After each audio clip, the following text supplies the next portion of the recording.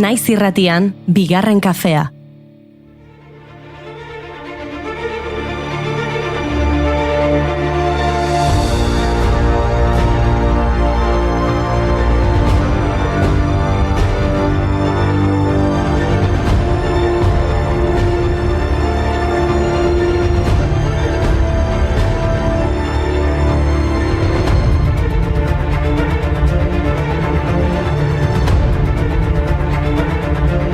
Egunon guztioi, Goiuri Mai, egunon? Egunon, Inigo, ondo egin duzula? Egunon ekipo, ni goiz joan nintzen oera, Ni ere goiz joango nien naizuera gaur gauean, ez dakit zer iruditzen zaizuen, baina ez dut uste gaurko gaua kale horietan ibiltzeko gau ona denik, haizu? Todos los días acaban igual.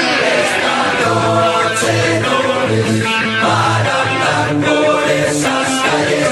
Esta noche no es para andar por esas calles. Ondo ekarria Inigo, 5 urte igaro dira Boni joan zenetik. Francisco Javier Hernández Larrea Boni izango itiaz ezaguna rock musikari nafarra izan zen, barrikada talde mitikoaren gitarra jotzaile eta abeslaria izan zena, eta bere lan propio batzuen egia. Taldearen lehen kontzertua Txantrea auzoko plazan eman zuten 82ko apirilaren 18. Urte bat geroago Noche de Rock and Roll albuma plazaratu zuten. Beno, gauaren arriskuei aurre egiteko eguzkia besterik ez dugu behar. Eguzkiaren izpiek indarrez sortzen haute goizean goizateratzen banaiz. Mila milioi irrifar, mila milioi lilura bizitzak izaten baititu maiz. Horregatik naiz ibiltzen edonon bide egiten. Ezarritu argiari gaur goizez badiot kantatzen. 1642an hiltzen Galileo Galilei Toskanako dukerri handian. Galileo matematikaria, fisikaria eta astronoma izan zen, pizkundeko gizona, haren interesa zientziaren eta artearen esparru gehienetara zabaldu zen, musika, literatura eta pinturak besteak beste. Astronomia modernoaren aita, fisika modernoaren aita eta zientziaren aita izena jarri dizkiote. Haren lorpenen artean daude teleskopioaren hobekuntza, behaketa astronomiko ugari, mugimenduaren inguruko lehenengo legea eta Kopernikoren teoria heliozentrikoaren aldeko ikerketak. Kasualitatea dirudi, baina Stephen Hawking egun honetan jaio zen baita ere, imagina aldezakezue Galileo eta Stephen Hawkingen arteko elkarrezketa bat? Ufa! Oh, there's a river that winds on forever. I'm gonna see where it leads. Oh, there's a mountain that no man has mounted. I'm gonna stand on the peak. Out there's a land that time don't command. Wanna be the first to arrive. No time for pondering why I'm wandering on while we both survive. To the ends of the earth, would you follow me? There's a world that was meant for us to see. Stephen William Hawking, 1942an jaio zen Oxforden, hainbat zientzia arlotan egindako ekarpenei esker sari ugari jaso zituen, aipagarrienak 12 honoris causa doktoretza. Haren lanik garrantzitsuenak Roger Penroserekin batera egindakoak erlatibitate orokorraren esparruan espazio denborazko berezitasunei buruzko teoremak izan ziren, zulo beltzek erradiazio igortzen zutela aldarrikatu zuten baita ere, gaur egun Hawkingen erradiazioa bezala ezagutzen dena. Ondo iruditzen bazaizue, espaziora begira jarrai dezakegu. Ilargia ikusi nahi alduzue, edo hobe esan da, ilargi urdin bat, edo Blue Moon. Blue moon, you saw me standing alone,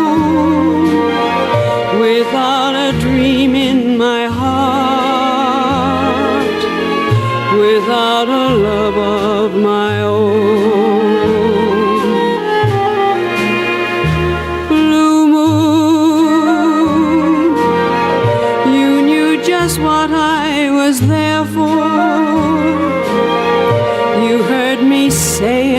prayerful. Los Angelesen hil zen gaurko egunez 2007an Yvonne de Carlo Kanadar estatubatuar aktore, dantzari eta entzuten ari garen abeslaria.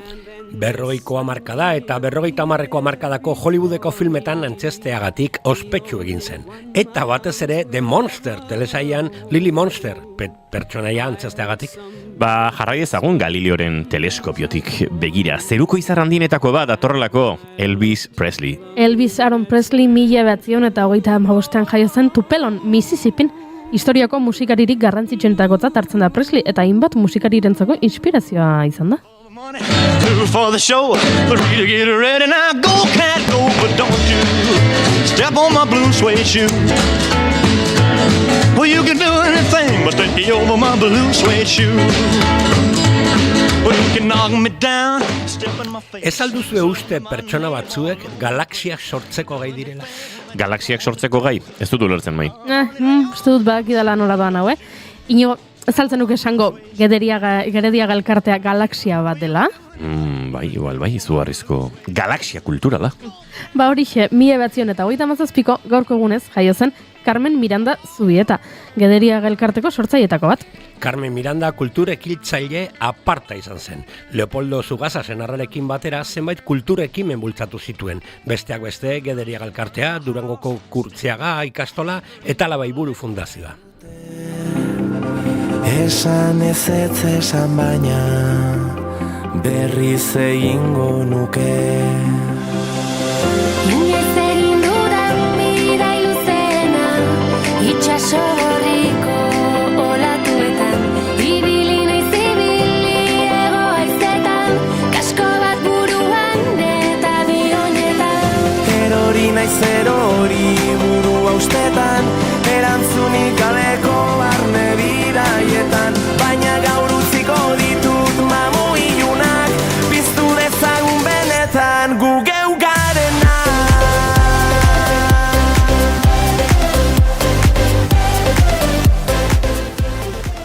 Aizu, basaten dute inkek behatoki astronomiko bat zutela Machu Picchun, urispiluak erabiliz, eguzkia iargia eta izarrak arretaz aztertu hemen zituzten. 1981ko gaurko egunez, Machu Picchuko santutegi historikoa sortu zen. Bi helburu nagusirekin sortu zuten Machu Picchuko inke gotorlekua babestea, besteak beste Kapak Ñanek inken bidea lotutako aztarnategi arkeologikoen multzoa, eta handeetako arkeologia eta kulturaren beste froga batzuk ere babestea. Eta paisaia ikusgarria kontserbatzea, zaurgarriak edo arriskuan dauden flora eta fauna espezie garrantzitsuen habitat naturala baita.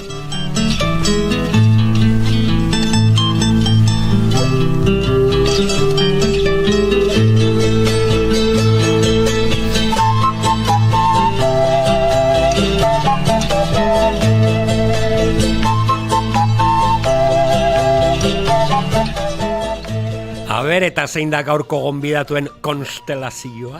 Ba, azteko konstelazio ez asko zikin gizon bat, Sergei Krikalev astronauta. Gainera, literaturako izar handi bat etorriko da, Alain Agirre. Eta hitzen erregina, gure Dorleta Kortazar. Aizu, nik gezurra kontatuko dizkizuet. Ba, niri gezurrek egiazkoenak asko gustatu zaizkit beti. Ba, izue, honekin guztiarekin, goazen? Argi dago unibertsoa infinitua dela. Baina gu hortxe gaude Zilborrean. Egunon astronomia zaleo kabenduak 18 ditu eta osteguna da ongi etorri bigarren kafera eta utziazue kontatzen. Izu eta zuk zertan egiten duzu lana? Astrofisikaria naiz. Ni Geminis.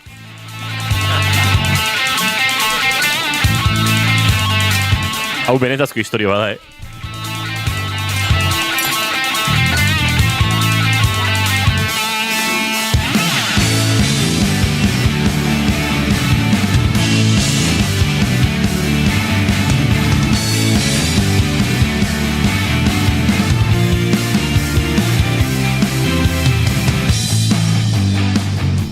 Zuekin jaun Andreok Mai Gorostiaga pozo egunon. Garbitu teleskopioa egunon. Eta zuekin Goiuri Ezeizarandia egunon. Izketan ari zaizuena, Inigo Asensio Elurbide, Gorka Santesteban, ari ez da. Gaur bigarren kafeak 1100 eta bigarrena du urtarriak 8 goizak 10 eta 17 minutu. Eta gu hemen 3 gara aurrengo 2 orduak zuekin igarotzeko asmotan. Bai, txatean horrela sartu da, Gorka. Ni, ari ez naiz. Bueno, zorionak, Gorka. Nik ez dakit oso ondo zer suposatzen duen horrek. Baina, datu bezala hortxe horbego bintzat.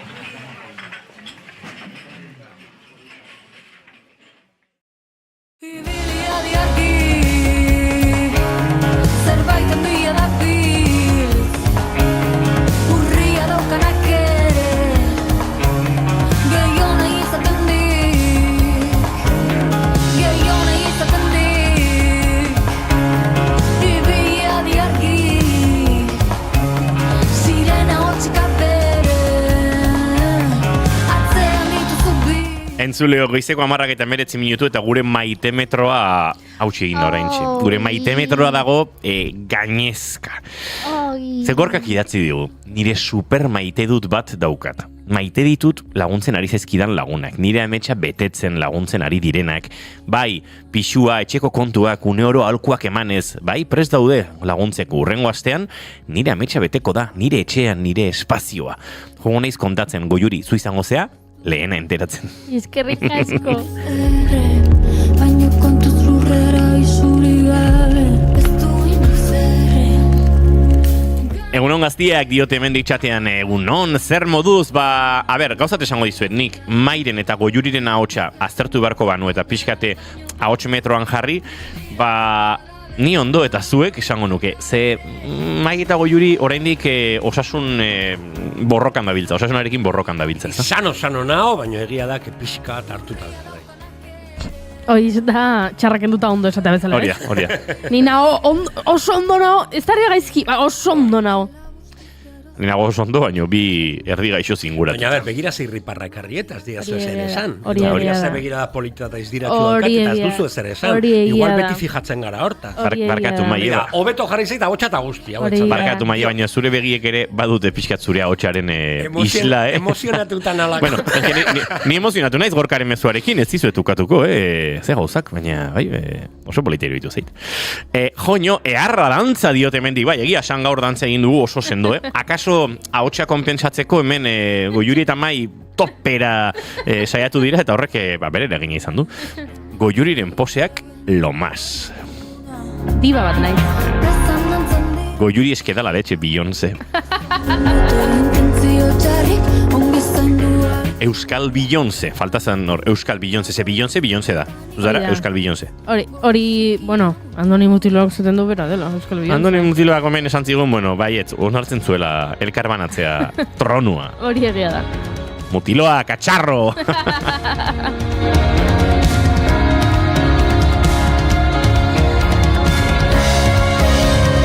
Eta bide batez, katxarro hori erabilita, hemen, zita bibliografikoa egin bar badira, Joxein Etxeberria, katxarro! Gure maiteutak elkarran nahi dizkizuegu entzuleo, kurtarriak 8 ditu gaur, eta guk 3 maite dut ekarriko ditugu. Lehenengoa, nik badozkat maite dutak eta maite dut ezak. Ara? Bai? Nik maite duta. Ados, horrela behar dugu. Goazen ba. Ba begira, azken sortzi behatzi urteetan, beti urtarria pasata, beti irrikitan, gabonak pasata arkatu urtarrien, beti irrikitan hau sorpresa bat ezagutzeko edo batez ere izen bat ezagutu arte. Iurretako liburutegia bakizue urtero antolatzen dula, egiten du, Eskerroneko jardunaldi literarioak, baldakizue zein da aurtengoa. Gogoratu, pasaden urtean Maria Zunlanda, egondakoak izan ziren bai Astrid Lindgren, Joseba Sarreneidia, Lewis Carroll, itzen genuen hori buruz, urtengoa da Roald Dahl. Eta nik izugarri maite dut, bai Roald Dahl, izugarri maite dut baita ere Iurretako liburutegia. Urrengo ostegunen itzengo dugu arduradun batekin, gehiago jakiteko ekimen honi buruz eta, baina maite zaituztet gora Eskerroneko jardunaldi literario hauek, eta maite zaituzte, Iurretako liburutegi arduradun guztiok eta antolatzaile guztiei.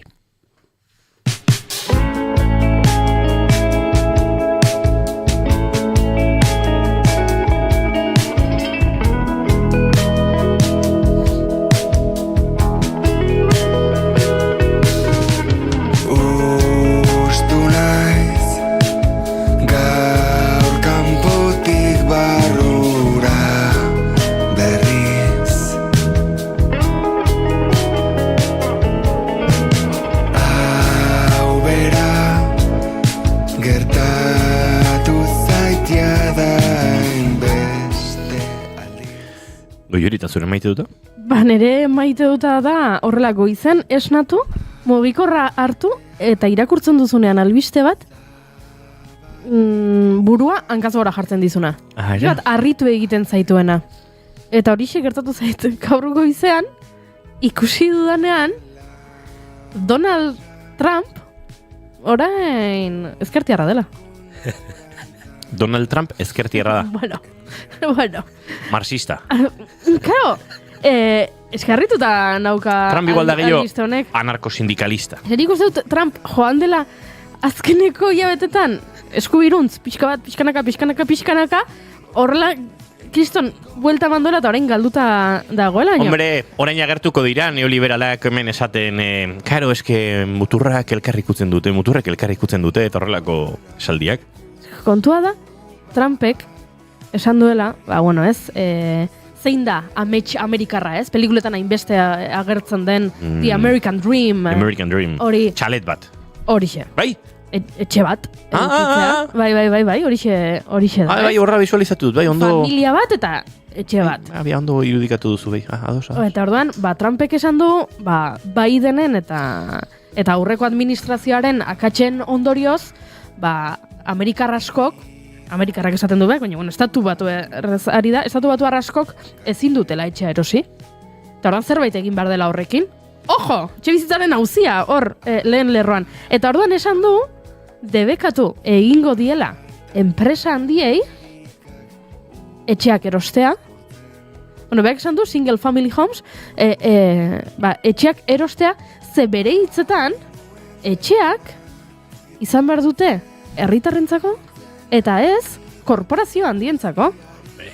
Eta hau, ez dator bat, orain arteko bere ideologiarekin, ez dator bat, bere erabaki eta bere ekonomiari buruzko ikuspuntuarekin, ez dator bat, baina bapatean nun gobernu progresista bati eskatzen dizkiogun eskakizunak hartu eta proposatu duen lege bat, ze hau, etxebizitzaren auzian, hortxe buru belarri dabilen jendeak proposatzen duen gauzetako bat da, ez? Zer egin daiteke, Euskal Herrian adiez etxebizitzen prezioa jaisteko, edo espekulazioari amaiera emateko, egian, batzuk proposatzen dute, zuk etxe bat erosteko izan behar duzula pertsona fisiko bat, ez? Ezin duzula enpresa bat izan, eta horrela, oinarrian. Egoak mozten dizkiozula, atzereko kapitalak ezin dituela etxeak erosi. Adibidez, hori.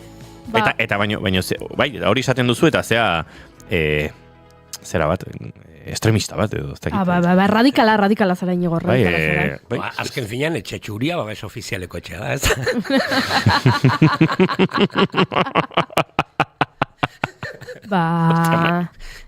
Gauza bat esango dizuet. Trumpek hau esan duela, eta ja merkatuan eragina izan duela, berak aipatutako hau. Hemen hitz egin genuen behin Blackstone funts putre enpresari buruz, egizu zer gertatu den Trumpek hau esan eta ordu gutxitara? Blackstonen akzioak 9% jetxi egin direla.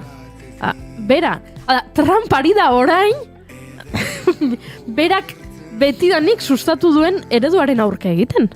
Eta egia esan, begiratu ari izan dut, hasiera baten irakurri duenean, ea txantxetako post bat zen, ea inuxenten eguna zen, ze badakizue Euskal Herrian eta Estatu Batuetan ez dela egun bera izaten, baina ez, antoen ez, Trumpek etxe bizitzaren arazoak konpontuko ditu. Eske oraindik etorriko da fatxaren bat. Esatea, etxe bizitzaren arazoa fatxek konponduko dutela. Bai. Horrela, eta zure eta lur nago, eta orduan, hauek arri behar nizuen, nire maite dutetan, argi gera dadila nire maite dute ez dela Trump, Eta ez direla Estatu Batuak, eta ez da berak hartu duen erabakia bere horretan ez, ziur naiz beste zerbait dagoela honen atzean, baino maite dut, horrela, albiste batek harrapatzen zaituenean, eta zangala traba, eratzen zara. Nik zure gaiari lotuta jarraituko dut. Ez dut bat ere maite Trumpek sortu duen gauzen nola esan, zein da hitza, hau igual prestatu zenezakeen. Txabakanerismoa, kutrismoa, pixkat maia galera.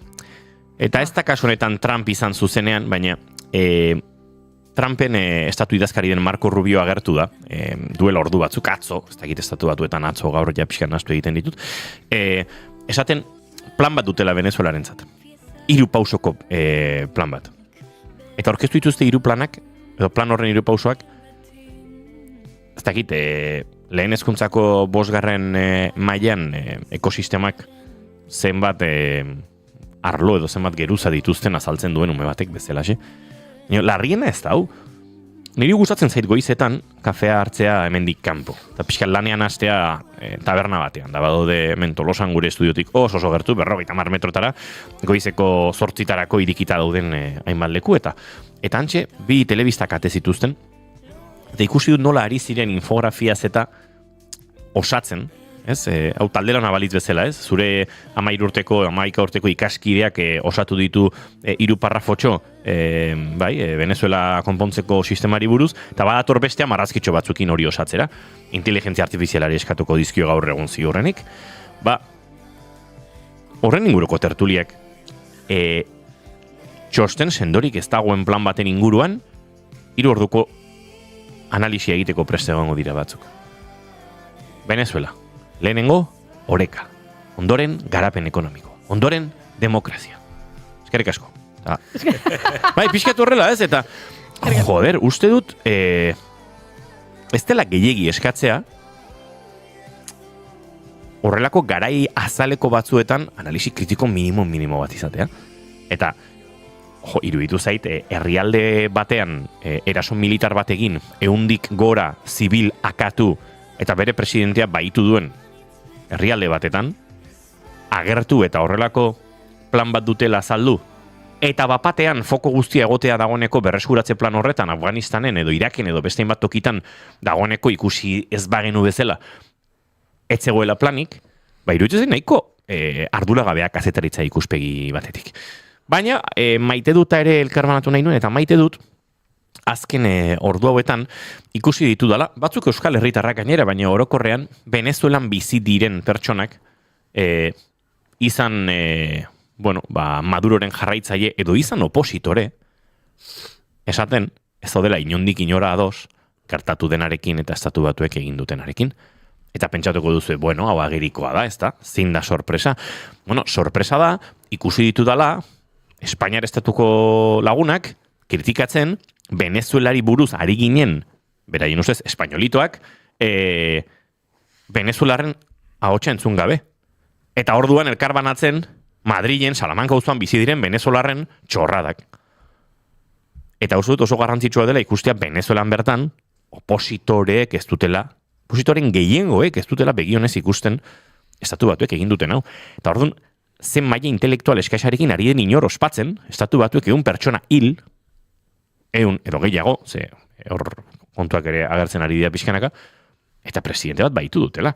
Oso maila intelektual eskasekoa iruditzen zait analizi guztia, eta posten naiz ikustea bereziki estimatzen ez ditudan Venezuela opositoreek ere ikusten dutela, hau, erabate gaitzitsi beharreko zerbait dela. Eta egia esan, pake puntu bat eman dit, hainbat jenderi ere helarazteko aizue.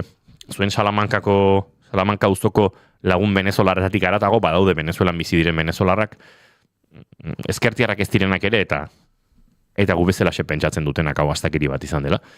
Ze demonios bizitzen ari garen garai hauetan, badago momentu bat, nun, ez dakite, errealitatek fikzioa gainditzen duen, eta noski, Trumpek egin duena bada, pelikula askotan ikusi duguna, baino haratago doan zerbait, baino jendearen analisi honen inguruan ere askotan, ostras, ulerkaitz egiten zait, eta, hor gertatu dira, ez, nahiko egoera xelebreak, baino, venezuelar batzuk estatu batutan ospatzera atera, eta polizia migratorioak harrapatu izana, eta horrelako kontuak, ez? Paradoxa horietan eta mundu xelebre honetan bizitzea egokitu zaigu. Goizeko 10 eta 33 minutu, ez palin badaukagu maite dut gehiagorik hemendik, hasiko gara, gai berrietan murgiltzen entzuleok.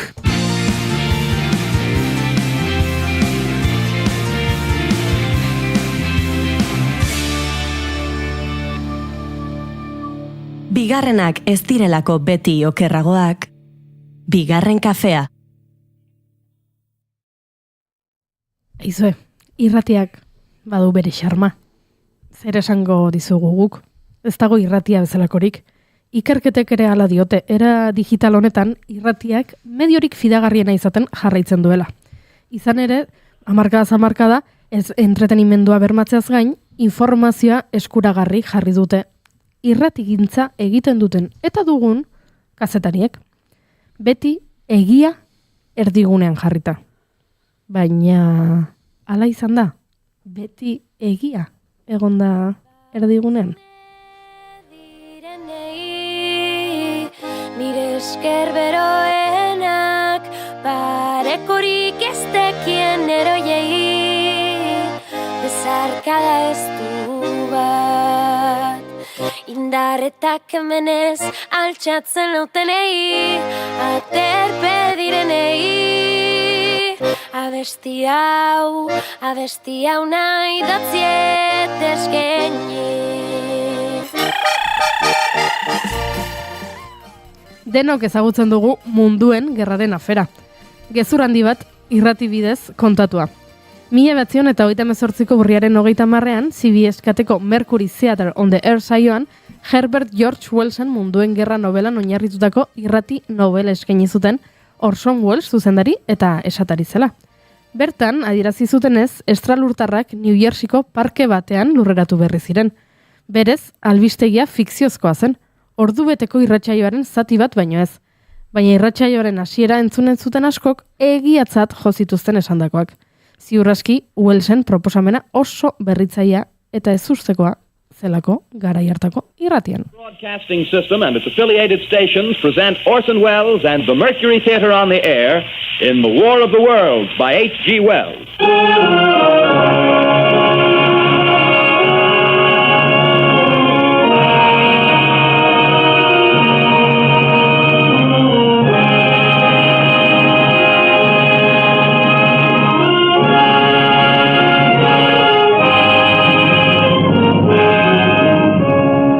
Ladies and gentlemen, the director of the Mercury Theater and star of these broadcasts, Orson Welles. We know now that in the early years of the 20th century, this world was being watched closely by intelligences greater than... Baina histori hori askotan kontatu dizuegu. Beraz gaur, irratiko gezur gehiago kontatzera nator. Goazen 50 urte atzera egitera. 1976ko apirilaren batean, Patrick Moore, BBC Radio Biko goizeko saioa egiten ari zen.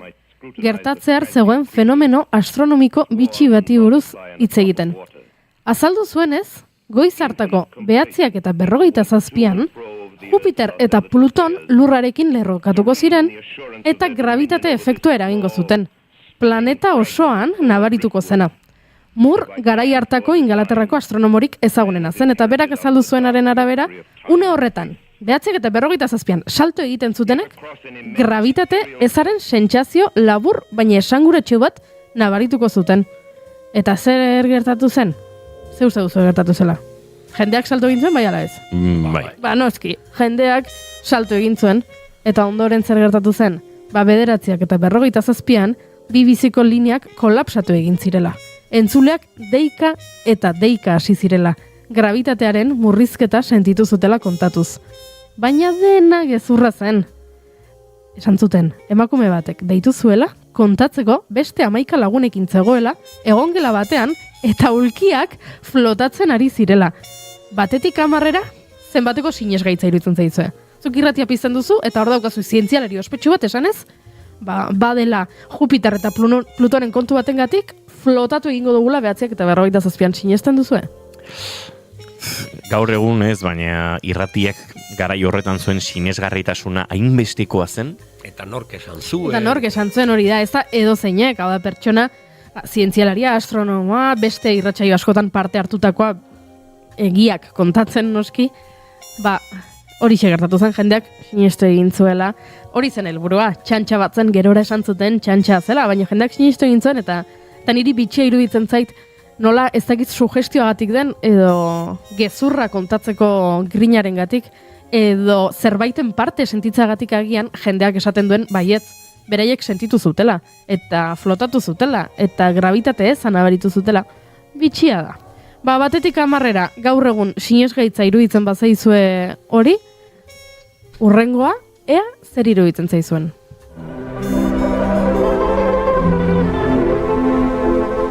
It isn't only in Britain that spring this year has taken everyone by surprise. Here, in the Ticino, on the borders of Switzerland and Italy, the slopes overlooking Lake Lugano have already burst into flower, at least a fortnight earlier than usual. But what, you may ask, has the early and welcome arrival of bees and blossom to do with food? Well, it's simply that the past winter, one of the mildest in living memory, has had its effect in other ways as well. Most important of all, it's resulted in an exceptionally heavy spaghetti crop. The last 2 weeks of March are an anxious time for the spaghetti farmer. There's always the chance of a late frost. 1957 zen, eta bibiziko panorama saioan txantxa eder bat bururatu zitzaien. Entzuten ari zareten bezala, entzulei kontatu zieten espagetiaren uzta zoragarria izango zela urte hartan.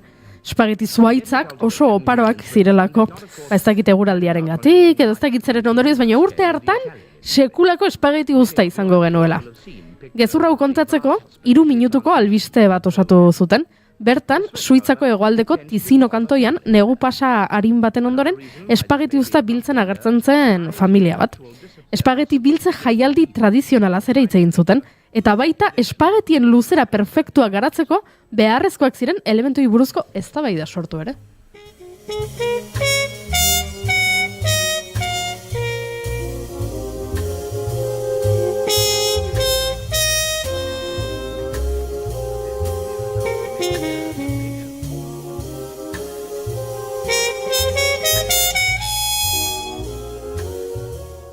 Estena batzuk London Roadeko St. Albansen pasta foods fabrikan, Hertfordshireen eta Kastainolen Suitzan grabatu zituzten.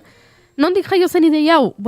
Saio horretan bazegoen langile bat, eta langile horrek oroitzen zuen nola, bera txikia zenean eskolan, andereño batek ikaslei izaten zieten, hain tuntunak zarete, norbaitek esango balizte, espagetiak zuaitzetan azten direla, sinetxi egingo zenuketela. Eta ideia hori kontatu zion, saioko zuzendariari. Zuzendariak esan zion, tori diru pixka bat, eta osatu sekzio bat. Eta orduan, kazetari honek erabaki zuen Richard Dimbley esatari ospetsu eta errespetatua kontratatzea, guztiari sinesgarritasuna emateko. Horrela, 1957ko apirilean, albiste argitaratu zuten.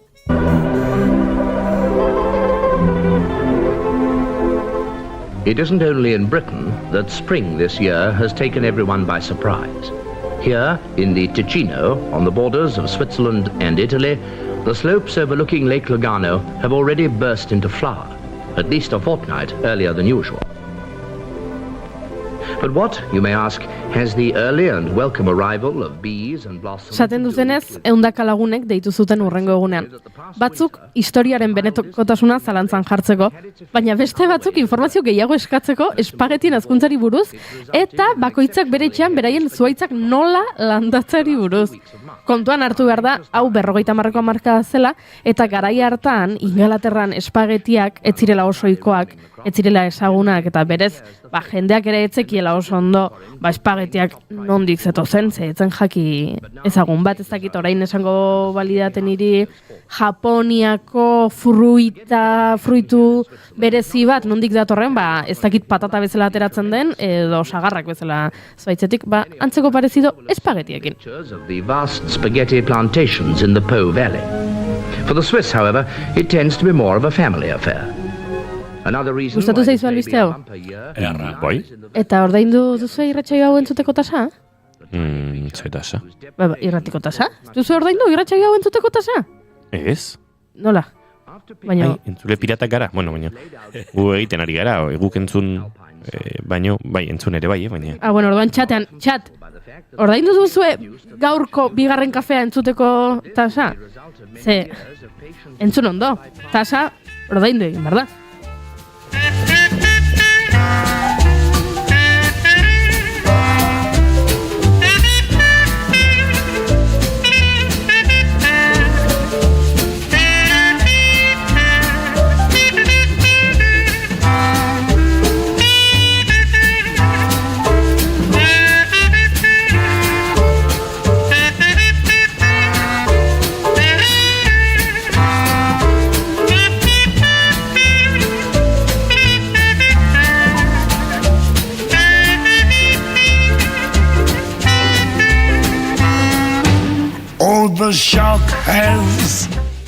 Tira ez, txantxada guk ez dizuegu ordainaraziko, baina 1979an Herbeheretako NTS irrati publikoak iragarri zuen ikuskatzaile batzuk hasiko zirela kaleak zeharkatzen eskaner batzuekin ikusteko irrati zergak ordaindu ez zituzten pertsonak.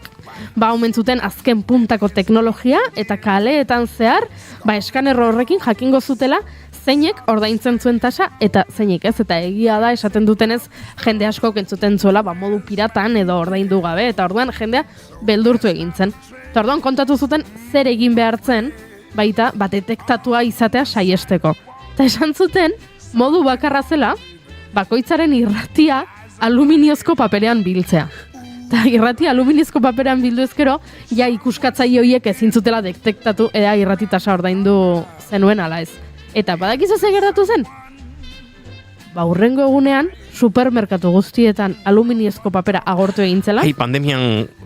komuneko papera bezala. Ipurdiko papera nola. Hoi da, berdina, baino aluminiozko paperarekin irratiak biltzeko. Hori izan zen lehenengo ondorioa, eta bigarren ondorioa nahi gabe izan zen, baino oso jokaldi dotore izan zen, ze gertatu zen hurrengo asteetan?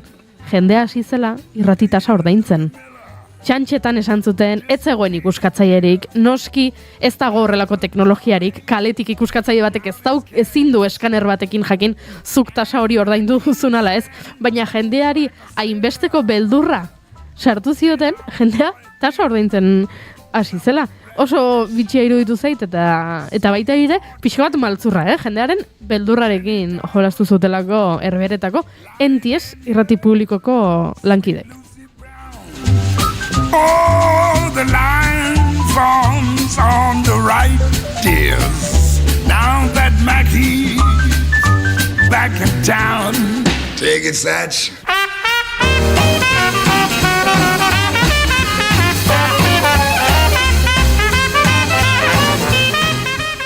Ordaintzearen agian, ez zaizu interesatzen, ez da? Ez dakit irratiak bere denean badarama ez, unibertsaltasuna, doakotasuna. Bai, hori egia da. Bale, eta usainarena?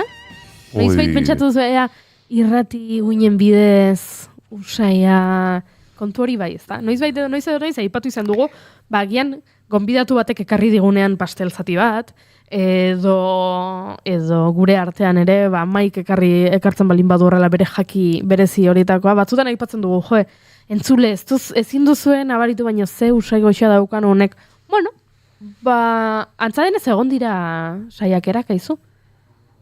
Egon dira saiakerak, eta honek izena du Smell-O-Vision. Smell-O-Vision. Smell-O-Vision. 1975 BBCk teknologia berri bat probatu nahi zuen. Aire uinen bidez, usaia ikusle eta entzule guzti transmititzea. Eta dirudienez, ikusle asko jarri ziren BBC-rekin harremanetan, prozesuaren arrakastaren berri emateko.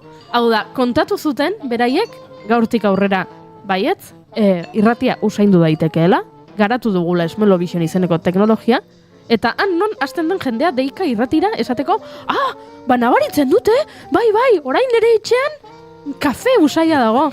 Nolakoa den jendea, nolakoa den sugestioa edo ze gezurtiak zareten entzuleak, Bizka bat ingo dut, testu ingurua ulertzeko teknologia hau nola garatu zen. Ados. Berez, sortu zuten hau film baten proiekziorako. Berez da, zu filma ikustera joaten zara, eta sistema baten bidez, filmean gertatzen dena usaindu ahal izateko, usaina zabaltzen da zerbait, aromaren bat zerbait zabaltzen dute. Hans Laubek sortu zuen, eta ondo behin soilik erabili da. 1960ko Scent of Mystery filmean. Prozesu horretan, 30 usai desberdin injektatu zituzen zinema areto bateko eserlekuetan, filmaren soinu bandak eztanda egiten zuenean, usaia hortxe ateratzen zen. Aurretik egia da hainbat saiakera eginak zirela, baina saiakera horiek ordea antzokien jabek egiten zituzen eta ez pelikulako jabek. Hau da, ez da pelikula honek usai hau dauka, baizik eta antzoki honek usai hau dauka, edo horrela. Baina ez zuen arrakastan dirik izan. Batetik, zinema zuzendariek esaten zutelako, arreta galduko zutela ikusleek. Eta orduan, erreparatu beharrean, zuzendariak nahi zuenari, ez? Pelikulan gertatzen ari dena, edo gidoia, edo hemen jarri dugun hau, edo aktore honen espresioa, jendea gongo zela, usainean pentsatzen eta orduan, zuzendariak ez zuten nahi. Ta gainera, antzokien tamaina zela eta oso handiak zirelako, lurrun kantitande handiak askatu behar ziren, entzule guztien gana iristeko. Eta horrek esan nahi zuen, botatzen zen lehenengo usaitik bigarrenera etzegola denbora tarte handi edo gehiegirik eta nastu egiten zela usai bat bestearekin, eta orduan sudurrean gerozuk zeneukala sekulako naste borrastea, eta etzela orain pelikulan agertu da ez dakit jatetxe bat eta hemen janari usaia dago, eta orain agertu da komun bat eta komun usaia dago, ez egiten zen dena nastu. Zerron ikusi zuten, nahiko desastrea zela esperimentu hau. Badakizu, nik enekin hau esizitu zenik, baina duela 20 urte, nik 20 nituen, 21, otu zitzaigun 3 lagunei paranda batean, 2 musikariak ginen, bata dantzaria, egingo genuela ikuskizun bat. Ikuskizun bat, bueltak genbiltzan kontzeptu batzuekin, eta deitu genion Evolution and Love. Pixkat, inspirazioa gainera izan zen tango argentinar bandeonista baten Evolution and Tango kontzeptua. Ez pixkat, guazen aratago eta handik hartu genuen, eta gainera horrek ematen zigun Evo Love izeneko palindromo bat? Palindromoa. Beti zabantzeko itzen dute. Ez dut inoiz pentsatu. Evo Love. Egia da. Beraz, sortu genuen konpainia bat izena zuena Evo Love, eta ikuskizun bat izena zuena Evolution and Love. Vale. Egin genuen emanaldi bat. Bai. Hortxe geratu zen. Bai. Baina, historiko izan zen. Eta horrela iritsi zen Oiana Maritorena zure bizitzara. Hori da. Iban Garateri esker, lehenago iritsitakoa zela, eta elkarrekin lan eginakoak zirela. Nik ikusi nituen pegatina jarrita lurrean, porque ibiltzen egoezeri bolobe. Garai hartan, Zer da hau? Garai hartan asbinenea, puri-purian zegoen eta maitartean. Sortzailetako bat, eta guk, honekin lotuta, guk egin genuen clown intervenzio bat asbinenean, clownez jantzita eta gure batoiekin poltsikoetan, adibidez mandarina zala poltsiko baten, kafe posoak beste poltsiko baten, jolasten genuen usaimenarekin ere. Segi. Nere buruan zegoen usaimenarekin jolastea, eta aretoan usainak jaurtitzea. Baina ze gertatzen zen? Uste dut goiurik etxeetako sistema horretan aipatu duena, akatxo horren arrisko ikusten geniola. Bazeuden tresna batzuk, bazeuden makina batzuk, igual maizuek probatzera itxi zinaten, ez dakit.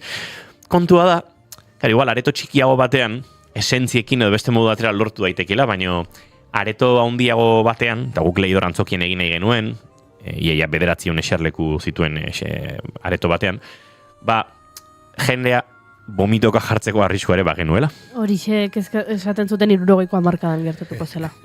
Bai, deskartatu genuen. Bai, olioekin edo egin dezakezula, baina nastu Kemakinak egiten dira. edo oholtzetan erabiltzen diren fog machine edo edo laino makina horiekin, horrek daraman likidoan esentzia txertatuta lortu ziteken horrek usai bat eukitzea. Baina lortu zenuten, saiatu zineten? Ez genuen egin, ze iruditu zaigun hori, eskutatik juntzitekela, eta ventilazio falta horretan, igual lortzen genuela sarraski bat, usainak nastuko zirela, eta bar. Eta horregatik gure soluzioa zalain, modu individual batez egiten, poltsikoetan zirela sustantzia horiek, publikoak eskua sartzen zure poltsikoan, eta modu individual batez usaindu beraien eskuak. Baina egia da, eta Bartzelonan goen dela gutxi, bai egin dutela horrelako 5 zentsumenezko antzerkia ditu dutela, eta noiz behinka ateratzen dute horrelako pulverizadoreak edo horrelako zer, baina egia da, igual ordu beteko ikuskizun batean 3 edo 4 aldiz usaimena, porque bestela usaina asko irauten du. Irauten du, nastu egiten dira, ez duzu lortzen nahiko zenuken efektua.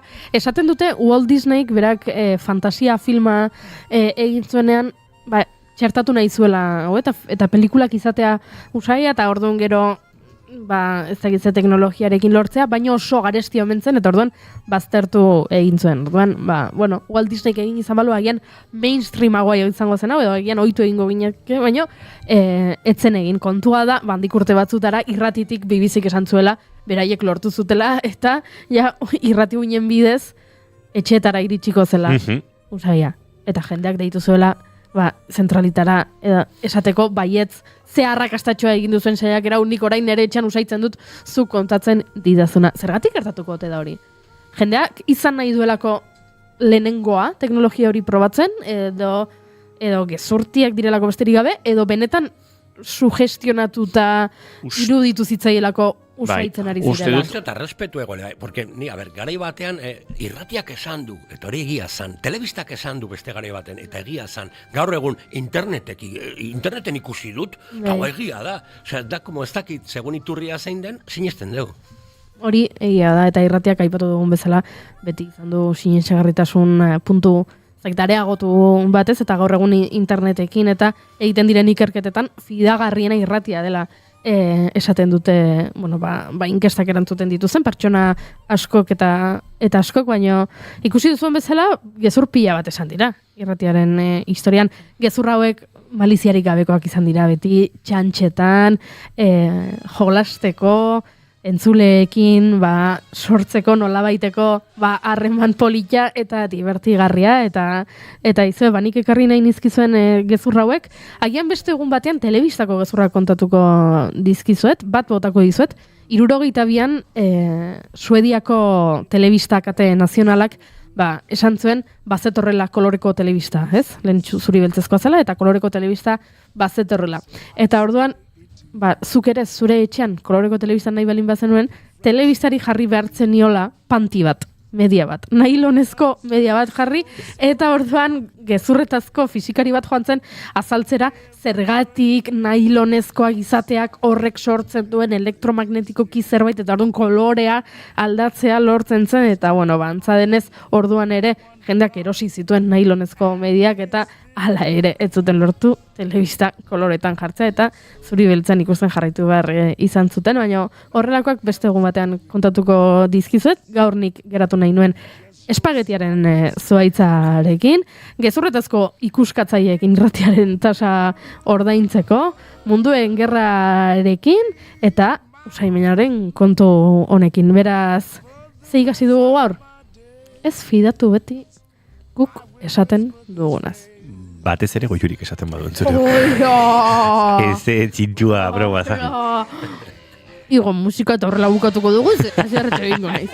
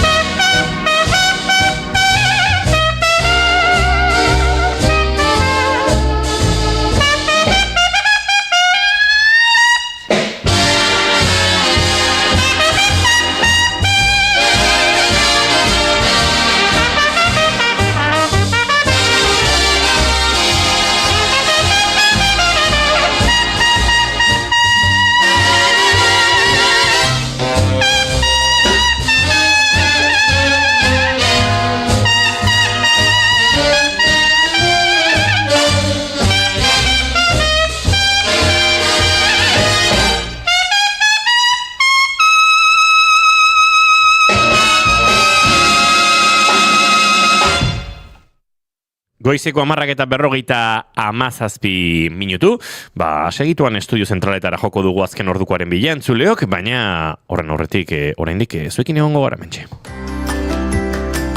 Aizu, baltzenekien oraindik ere hipoteka gastuak erreklamatu daitezkeela? Etxe bizitza bat erosteko hipoteka bat sinatu bazenuen 1985ko urtarrila eta 2019ko ekainaren artean, jar zaitez gurekin harremanetan eta erreklamatu alizateko behar duzun dokumentazioa zein den esango dizugu. Informa zaitez konpromisorik gabe. Emma abokatuak. 611-411-868.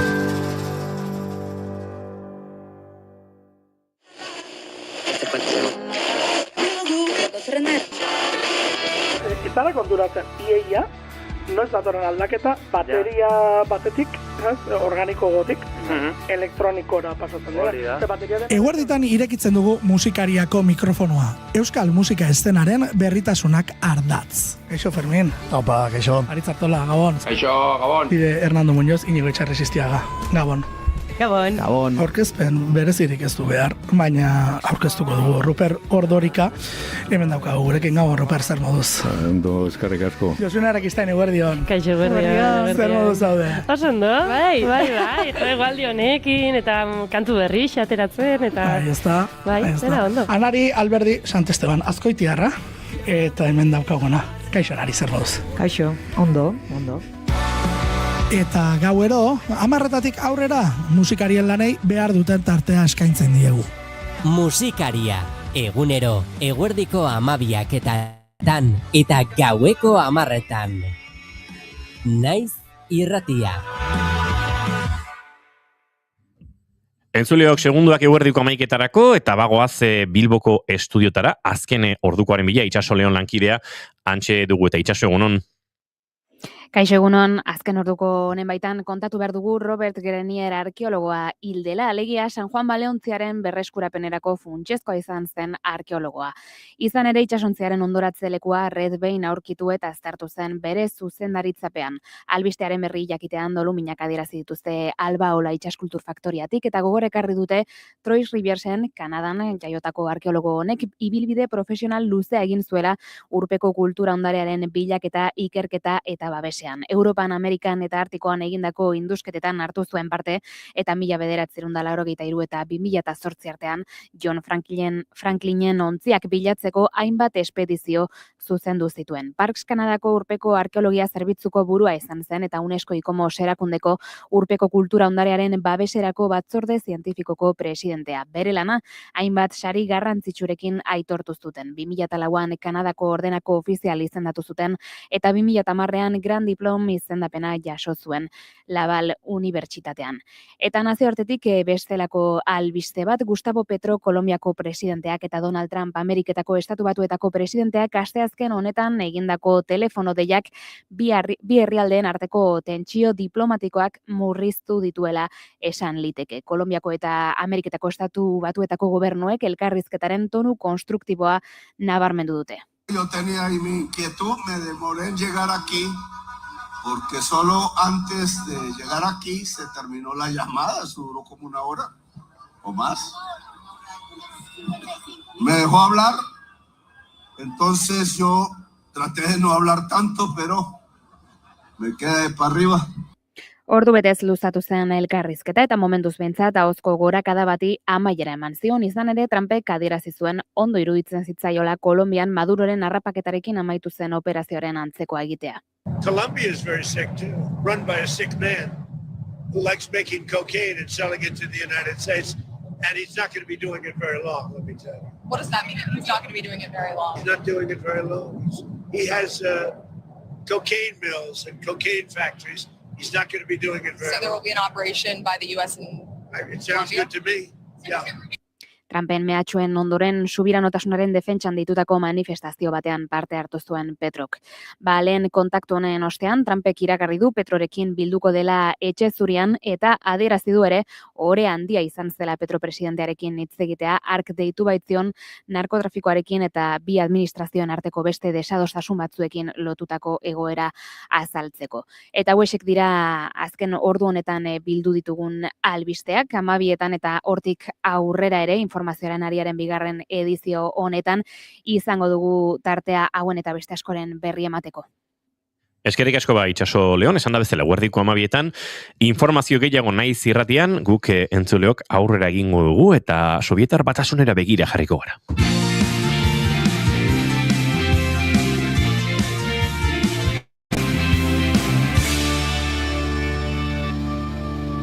Emaiozu bigarren aukera bat egunari. Naiz irratian, bigarren kafea.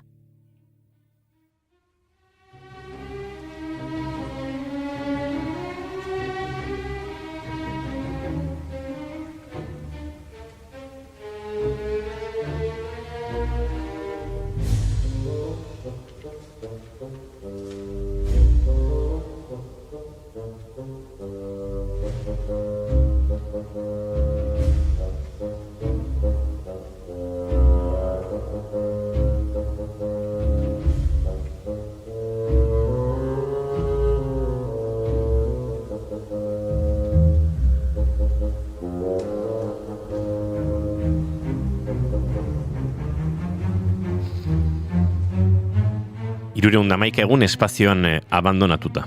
Bere herrialdeak existitzeari uzten zion bitartean, hau da Sergei Krikaleben istorioa. Azken hiritar sovietarra izan litekenaren istorioa.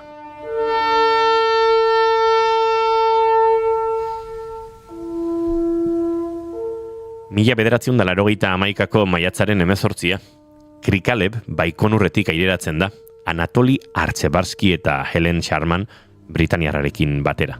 Mir estaziora. Misio planifikatua 5 hilabete. Eta egin beharreko lana, konponketak eta eguneratzeak lurretik 200 kilometrora. Dena errutinazkoa zen.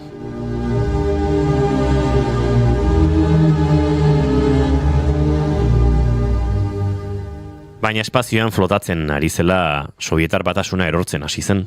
1981ko abuztuan Gorbatxoven aurkako kolpe saiakera batek porrot egin zuen. Azken prozesua abiaraziz, agintariek krisi ekonomikoaren erdian orbitan jarraitzeko eskatu zioten, beste abisu bat eman arte. Urriaren 4, inor etzen iritsi Krikalebi txanda hartzera. Etzegoen funtsik, Kazakstanek bere subirotasuna aldarrikatu zuen, urriaren 25 eta Baikonurreko kosmodromoan etzegoen jada, Errusiaren kontrolik, Krikaleben itzulera limbo burokratiko batean geratu zen. Bera flotatzen eta bere egoera ere bai.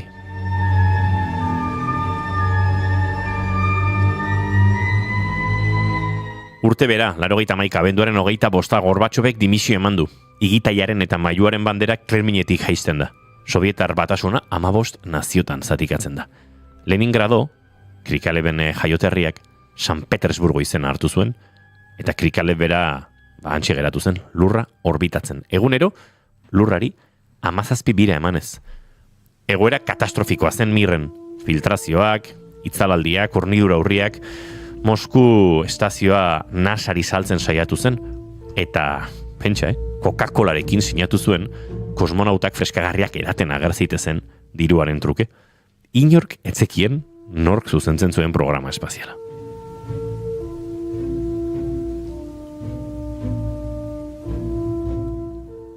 Hilabete beranduago 1989ko martxoaren 25 azkenean, Alemaniak $28 milioi ordaindu zituen.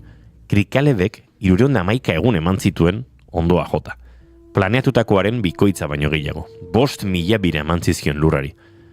Kazetari batek nola sentitzen zen galdetu zionean, ez zen erantzunik izan.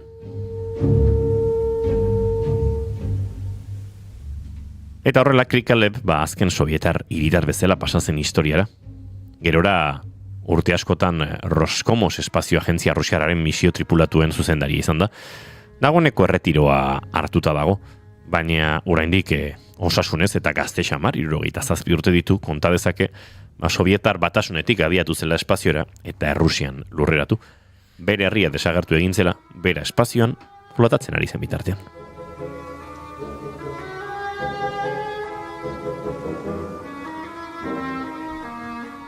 Eta Krikaleben inguruan gehiago jakin nahi bali maduzue, badago, 2017ko pelikula bat, Sergion Sergei izenekoa, Ernesto Daranasek zuzendua, eta baita BBC katearen dokumental sendo bat, La Carrera Espacial izenarekin topa daiteke Googleen nahiko errex, hau 2005koa da eta kontatzen du xehetasun askorekin, nolako izan zen Krikaleben historio, kosmo historiura.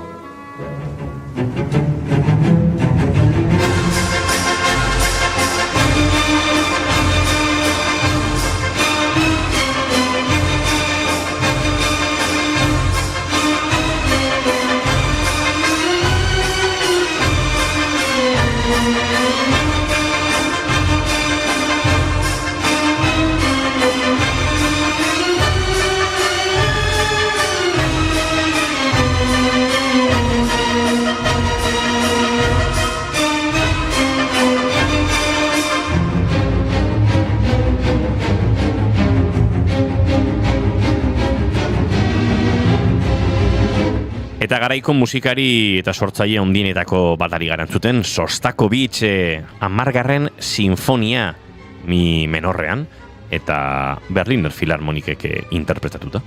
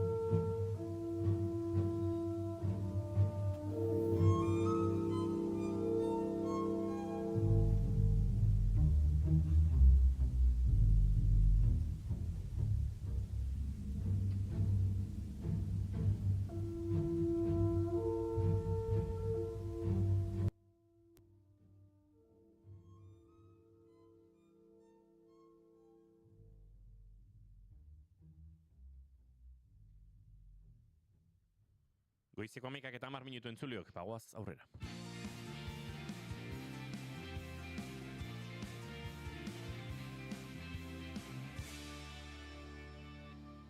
Bigarrenak ez direlako beti okerragoak, bigarren kafea.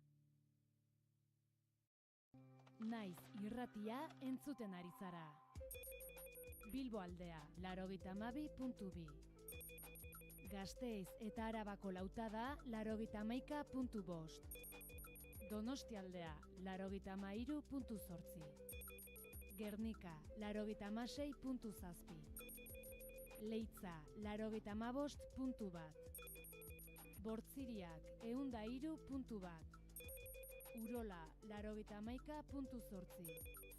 Goierri, 102.2. Legazpi, 94.6. Naiz irratia. Entzuleok, orain bai, goizeko 11 minutu, iaia 12 minutu ditugun honetan, bagoaz aurrera egitera.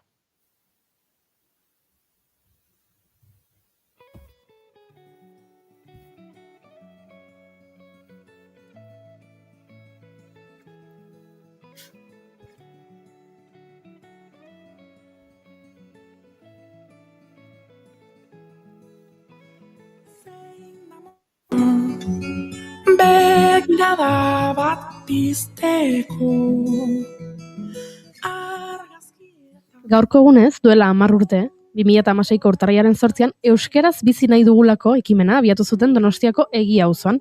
Otsailaren 26 bitartean auzoko eragileek euskaraz aritzeko konpromiso hartu zuten, eta otsailaren 26tik martxoaren 4 norbanakoek. Euskaldunen ahalduntze kolektiboa biltzan zuen ekimen hau eredu hartuz anitzeko esperientziak abiatu ditugu gerora, urte guzti hauetan. Mugarria izan zen, erakutsi zigutelako hitz bakoitzak garrantzia zuela. Hitz guztiek, laburrenetik luzeeraino. Eta hitzez asko daki gure hurrengo gonbidatuak. Berrenak liberatzeko bakardadea une bat ezagurtzeko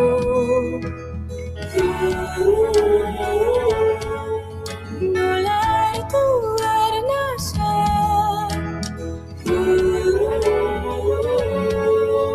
airea falta minera oitu.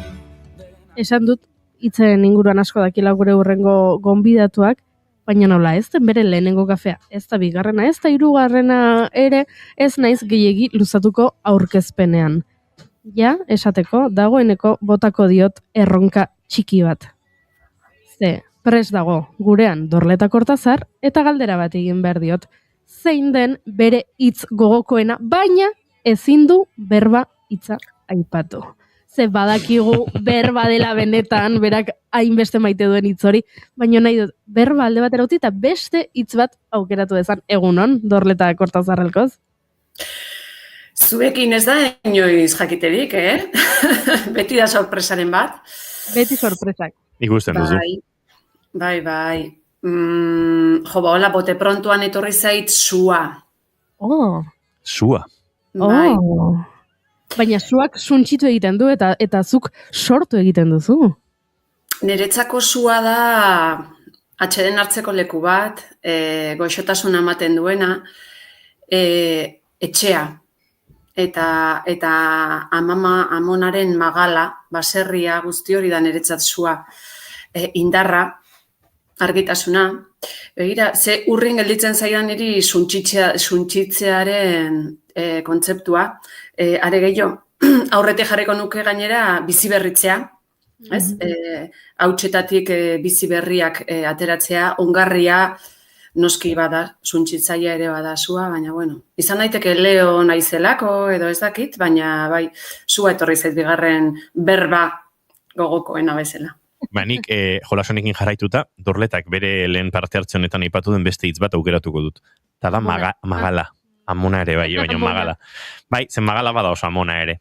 Bai, ze polita. Nik nire etxeari magala izena jarri dut. Bai, badakit. Eta mudantzalaru maten egin behar dugu, Dorleta. Egia da, baina izo pentsatu dut, baserriek izena dutela, ez? Nire familian behintzat, bi aldetako baserriek izena daukate, eta nik ez dut baserri, orain ez noa baserri batera bizitzera, etxe batera, pixu batera noa bizitzera, baina pentsatu dut, pixuek ere merezi dutela izena edukitzea, eta magala izena jarri diot. Orduan ni magalanekoa naiz.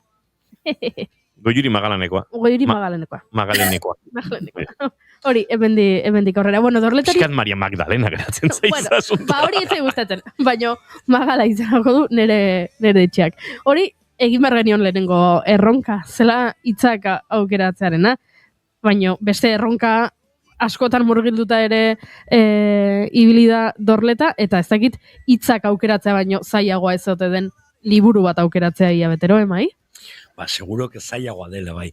Baina, bueno, horretarako, ez dakit nik uste dula, Galtzagorri Elkartearen plataforma hartzen badegu, eta jakinda urtero, bueno, Galtzagorriko irakurketa mintegian parte hartzen dutenek, Euskal Haur eta Gazte Literaturen argitaratzen dituzten liburu guztiak irakurri, baloratu, eta otaketa bat egiten duztela, eta jakinda, kaso lagungarria dela Dorletarentzako, ez da? Bai, baina niretzako esan aukera paregabea da. Bueno, alde batetik lanagatik, langintzarengatik, baina batez ere pertsonalki plazerrutxa da talde horretan parte hartzea. Bai, zuk esan duzun bezala, Galtzagorri elkartea ezautzen ez duenarentzat haur eta gazte literaturaren gaia lantzen duen elkarte bat da, profesional ezberdin asko osatzen duguna, eta baditu proiektu pila bat. Eta horietako bat da irakurketa mintegi bat. Badago talde bat haur literatura irakurtzen duguna, eta beste talde bat gazte literatura irakurtzen duena. Hilero biltzen gara, eta orduan zuk esan bezala gure helburua da, urte bakoitzean euskeraz argitaratzen den guztia irakurtzea. Eta gero ondoren sailkatu egiten dugu, fitxa batzuk egiten ditugu eta baloratu egiten dugu. Eta gero guzti hori, azkenean Galtzagorrik dituen beste proiektu askotarako oinarri bat izaten da, ez da? Orduan poliki-poliki bagoaz horretan trebatzen,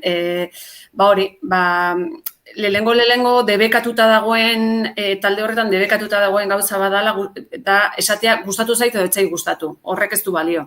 Irizpide batzuen arabera baloratu behar direlako lan horiek, ezta?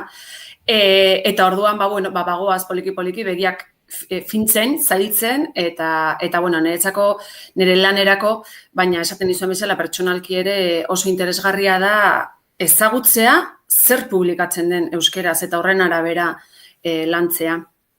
Uste lan hori izango dela zaila eta pasionante aldi berean, ez? Osea, zaila alde batetik esan nahi ze liburuak ez direla sartuko, edo zergatik ez da sartzen hau edo bestea, beti ez dakit presio pixka bat egongo da horren atzean, baina baita ere beste partaideen iritsia entzutea liburu berdina irakurrizkero oso aberasgarri ezen detekela, ez? Hori da, 25 pertsona gaude gutxi gora bera taldean, orduan liburu bakoitza 2 pertsonek irakurtzen dugu, eta gero hien behin elkartzen gara hori komentatzeko. Orduan oso polita da, batez ere ez dugunean bat egiten gure balorazioan, eta batek esaten duenean altxor badala, eta bestiak putzura botako lukeela liburu berdina, ez? Eta orduan defendatzea eta justifikatzea zergatik batentzat bai, eta bestearentzatez, horrek elikatzen du pila bat eztabaida eta liburuaren irakurketa ere bai, ze azkenean galbai desberdinak ditugu, saiatzen gara modu objektibo batean liburu horiek baloratzen, baina gero ederra da konturatzea beste batzuk zer ikusi dioten liburu berdin horri, eta batzutan zuk ez diozuna erreparatu ere egin, orduan oso solasaldi interesgarriak ematen dira horretan. Esan dezu, balio duela ezagutzeko zer argitaratzen den, baina esaten ari zaren honekin, ezagit burura etorri zait, balio duela zure burua ezagutzeko baita ere. Zergatik gustatu zaizkit niri liburu hauek eta beste hauek ez? Edo zergatik nire albokoari gustatu balin bazaio liburu hau bereziki, ezagit leku askotan gertatzen delako trama niri justu hori etzaitu gustatu, zergatik ez, bakoitzak ez, norberaren burua ezagutzeko ere, baliagarria izan daiteke horrelako ekimen bat.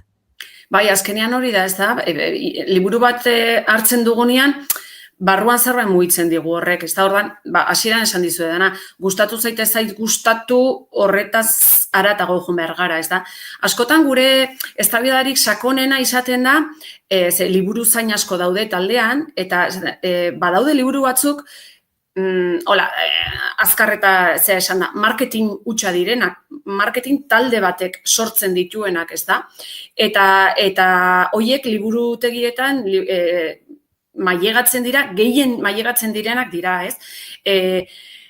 Horregatik marketing produktu bat direlako, eta balio literarioa ez da hainbeste azpimarratzen, ez? Orduan, zer egin liburu hoiekin, badakigunean, gazte eta aurren gana heltzen direla, gure helburuetako bat badala baita ere beraiek irakurri dezaten, badakigu horiek irakurtzen direla, baina batzuetan guk bitartekaritza lanak ere egiten ditugunez, importantia da baloratzea pixu literarioa, lan horien pixu literarioa baloratzea, eta eskura jartzea, bestela segurazki aurren gana edo gurasoen gana edo bitartekari horien gana iritsiko ez lirakeen liburu horiek.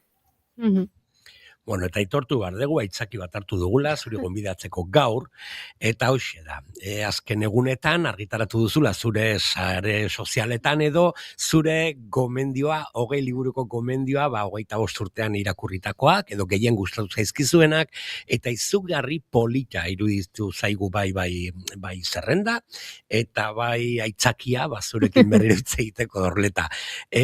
Urtero egiten dezu, lehenengo aldia da? Ez dakit, egia esan, urtean zehar banoa komentatzen, irakurtzen ditudan horiek, eta hola, barruan inpaktatu nauten horiek, sare sozialetan komentatzen ditut, nire helburua zen, liburu bat hilabetero gomendatzea sare sozialetan. Baina, claro, hainbeste irakurtzen dudanez, liburu bat hilabetero zen, pues, novela euskeraz, novela erderaz, hau literatura, albuna, eta orduan ja horre, pixkat estresatu nintzen, hilero bat argitaratu beharrarekin, batez ere, batzutan irakurtzen ditudalako, eta ez direlako azpimarragarriak, ez da? Orduan ja hasi nintzen, jarraitzen dut raola horrekin, liburu bat hilabetero, baina igual botatzen ditut 2 edo 3 edo bat ere ez hilabete baten. Eta egia esan, urtean irakurtzen ditudanak apuntatzen banoa, eta egia da badama dala urte batzuk barkatu, gehien gustatu zaizkidan horiek komentatzen. Baina ez dakitola, bai zerrendak ere egin izan ditut, baina bada tipikoa gara hauetan, ez? Ikusi ditudan 10 filmik onenak, edo 10 serierik onenak, edo 5 edo top 3, eta hasi nintzen zerrenda egiten, pues ez 5, ez 10, ez 3. Eta atea zaizkit, pues helduetan 20 uste dut, eta aurreta gazte literatura 22 edo horrela, zergatik mugatuko nahi zenbaki batera. Hasi nintzen egiten da, eta hau bai, pues dana jarriko ditut, eta total, pues, interesatzen zaionari ondo, eta bestela ere bai.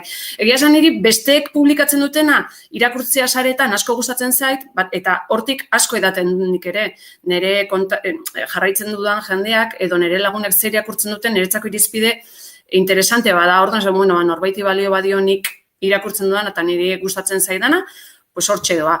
Eta batez ere hemen hartzen du lizentzia, pues Galtzagorriko talde horretan egin ezin dudana, hemen bai sartzen ditut gustatu zaidana, eta punto, ez daukat inori justifikatzen ibili beharrik, orduan, horregatik dago zagarria niretza zerrenda hori egitea. Segurazki entzule, irrikitan daudela, eta batez ere gu irrikitan gaudela zerrenda hori ezagutzeko. Nondik hastek gara, venga. Bueno, hasiko gara galdera batetik. Venga, bota, zemen bat liburu iruditzen zaizu zuei publikatu dela 2025an euskaraz. Bota zenbaki bat. Gonbidatuak ezin du erantzun, zebera jakengo du segurazki gutxara, bera. Gustaki banik. Publikatu dituen zehaz mehatzere jakingo duen, hori bai igual. Berak, hoxe. Nik esango dut, 250. Igual pasini. Aurreta gazte, Ez denaiz pasa, orduan, aurreta gazte dio. Nik esango nukela, uste dut zure zerrendan da, baina bat eta 7 rodari eta Alemania. Hori publikatu da, bai, bat eta 7 publikatu dira, bai. Bai, badakit, ez dakit. A ber, nik hartuko dut, erreferentzia bezala, Durangoko azoka. Bai. Durangoko azokan, uste dut, azkereko urtean aipatu zutela, 680 nobedade zeudela. Baina, egia daztakit horietatik zema diren liburuak eta zema diren disko gutxigo. Eta ikusentzunezkoak, bai, Durangoko zifrak pixkat nazgarriak dira. Bueno, esan nahi dut, hainbeste publikatzen da, bai, egia da, asko publikatzen dela, eta egia da, Euskal argitarapenen erdia, buruzari naiz, 3 laurdenez esatearren Durangorako pentsatua argitaratzen dela. Bueno, esango izuet, gutxi gora bera, aurreta gazte literaturan euskeraz, 2025an 250 lan inguru edo publikatu ziren. Hoietatik, euskaraz sortua, euskal sortzaileek sortuak, gutxi gora bera eren bat edo. 95 bat liburu sortu dira euskal sortzaileenak euskeraz, eta gainontzekoak ikusten duzu gehienak oraindik ere jarraitzen du izaten itzulpena. Orduan, hemendik dei bat euskal idazle sortzaileei hor badaukagula merkatu bat eta badaukagula esparru bat lan egiteko. Orduan, guzti horietatik aukeratzea zaila da, baina indet zerrendatxo bat. Eta, aurten ikusi duana da, zen normalian ni albunen oso fana naiz, eta gazte literatura ez deta inbeste irakurri, eta aurten lan kontuengatik gehiago irakurri dut, eta kontuatu naiz, beti esaten dugu, edo aurre iritzi hori badago, ez da, gazteentzako ez dago ezer. Eta horregatik jotzen dute batez ere gazteleraz badagoelako zer irakurri, eta ez dakiz ez? Esango nuke aurten bentsa, 2025an, gauza interesante asko argitaratu dela gazteentzako, eta alde horretatik, aukeratxo bat eta leio bat irekitzea, ez da? Gustatu zaidana, ze horretarako indet zerrenda, Zurtz adibidez, Jolanda Ritarena asko gustatu zait, historia bat, gazte bat, nerabe bat, eta batean bere etxera dator, iaia zautzen ez duen aitonaren anaia, abentura zale bat, motxilarekin, oso gauza gutxirekin bizitzen ohitua dagoena, eta pixkat bien arteko harremana, ez, nola nerabe honek aurkitzen duen figura heldu bat, ez duena epaitzen, eta gainera bere irizpideak eta bere bizitza aurrera eramaten duena, ezta. Beste bat, asko gustatu zaizkit, Alepoko 7 pediatrak adibidez, Xabi Arnal eta Edu Zelaietak argitaratu duten proposamen bat oso arriskutsua iruditzen za, asko arriskatu dutela, baina uste dut asmatu dutela baita ere. Hartu dute realitatetik abiatuta Alepon bai omen zeuden, ez, pediatrak, ez, nola jundiren poliki Palestinan pediatrak desagertzen, eta nola egiten zer egiten zuten pediatra hauek, beraien inguruko aurrengan kolorea eta esperantza mantentzeko oso hunkigarria da, oso modu goxoan kontatuta dago, baina gerrari buruzari gara eta aurrei buruzari gara, eta orduan esan bezala arrisku hartu dute, baina uste dut asmatu dutela ikuspuntuarekin.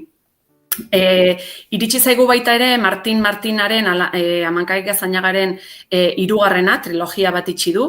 Lehenengo abiapuntuan niri asko gustatu zitzaidan, da uste dut asmatu duela 3. borobiltzen ere bai.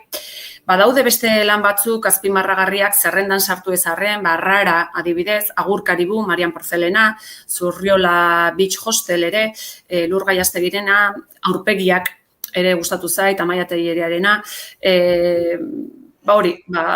iruditzen zait lan guzti hauek garrantzia handia ematen diotela nerabe edo gaztea erdigunean jartzeari, eta iruditzen zait bagoazela, ez da, nerabeak pertsona moduan tratatzen eta ez infantilizatzen, eta lan horietan uste dut lortu dela hori, talde horretatik nik behintzat horrekin konektatzen dut. Guzti hau hola askarra izan da, gazte literaturan aurkitu dudana. Ez da makala, eta ez da gutxi.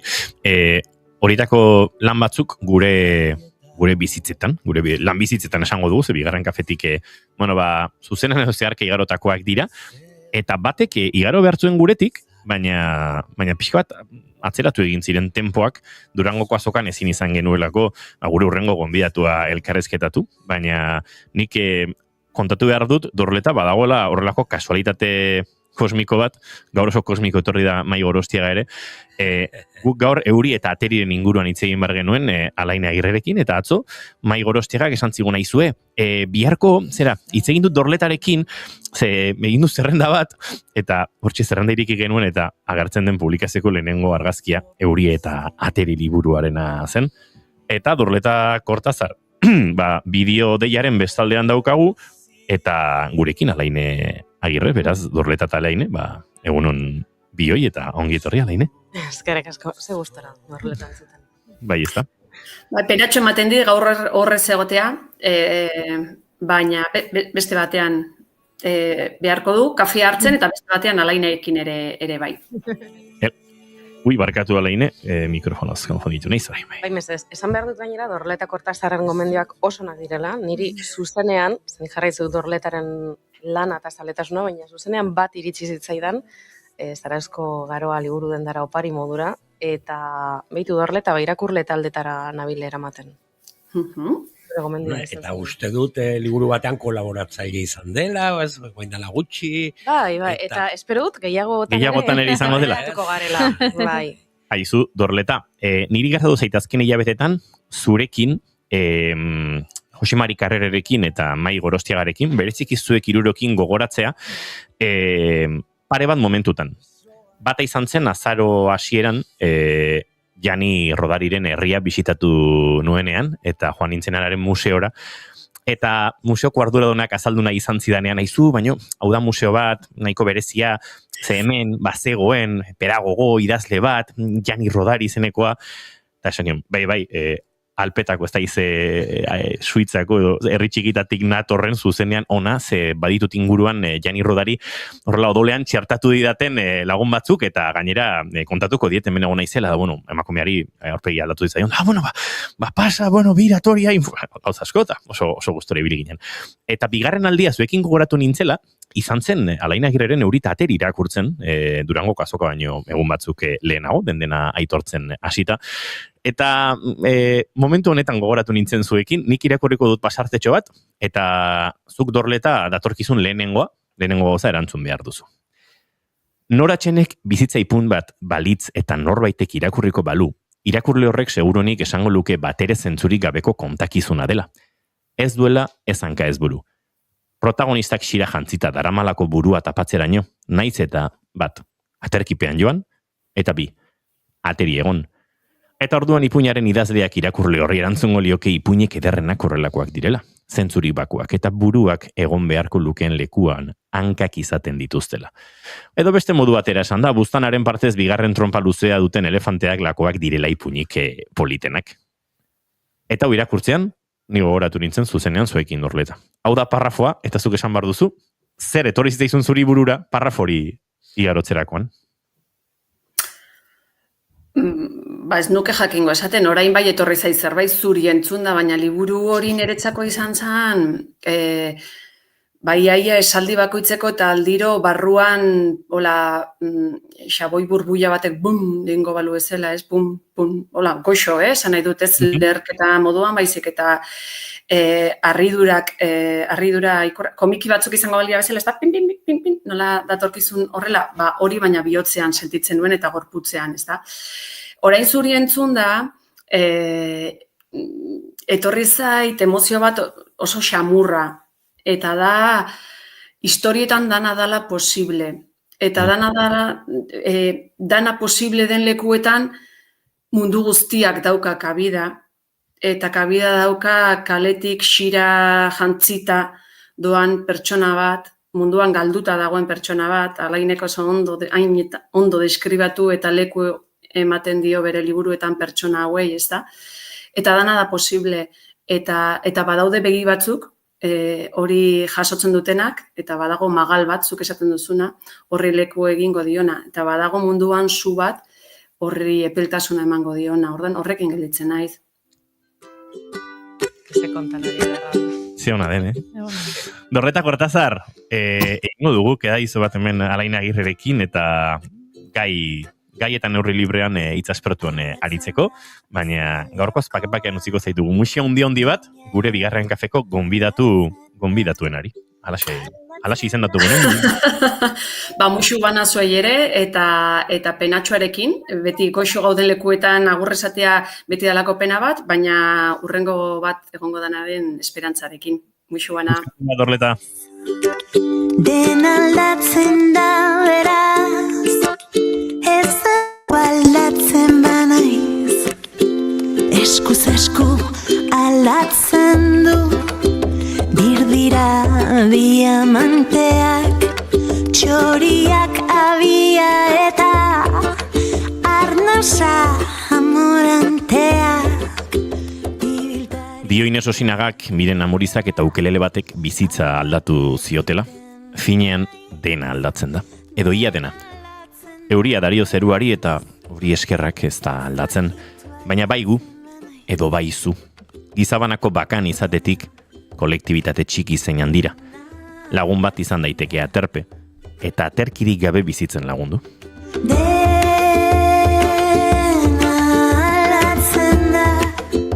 Euri edo ateri izan da aterkia zabaltzea, izan daiteke krisiaren sintoma.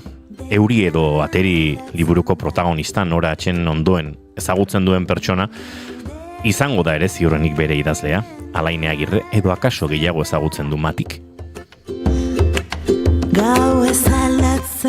Entzuleok, Alain Agirrek infusio bat nahi zuen gure pianotik gertu. Eta gu, estimatzen ditugunen gogoak betezaleak gara. Alain Agirre unon eta ongietorri berriro, bigarren kafera. Ni esker.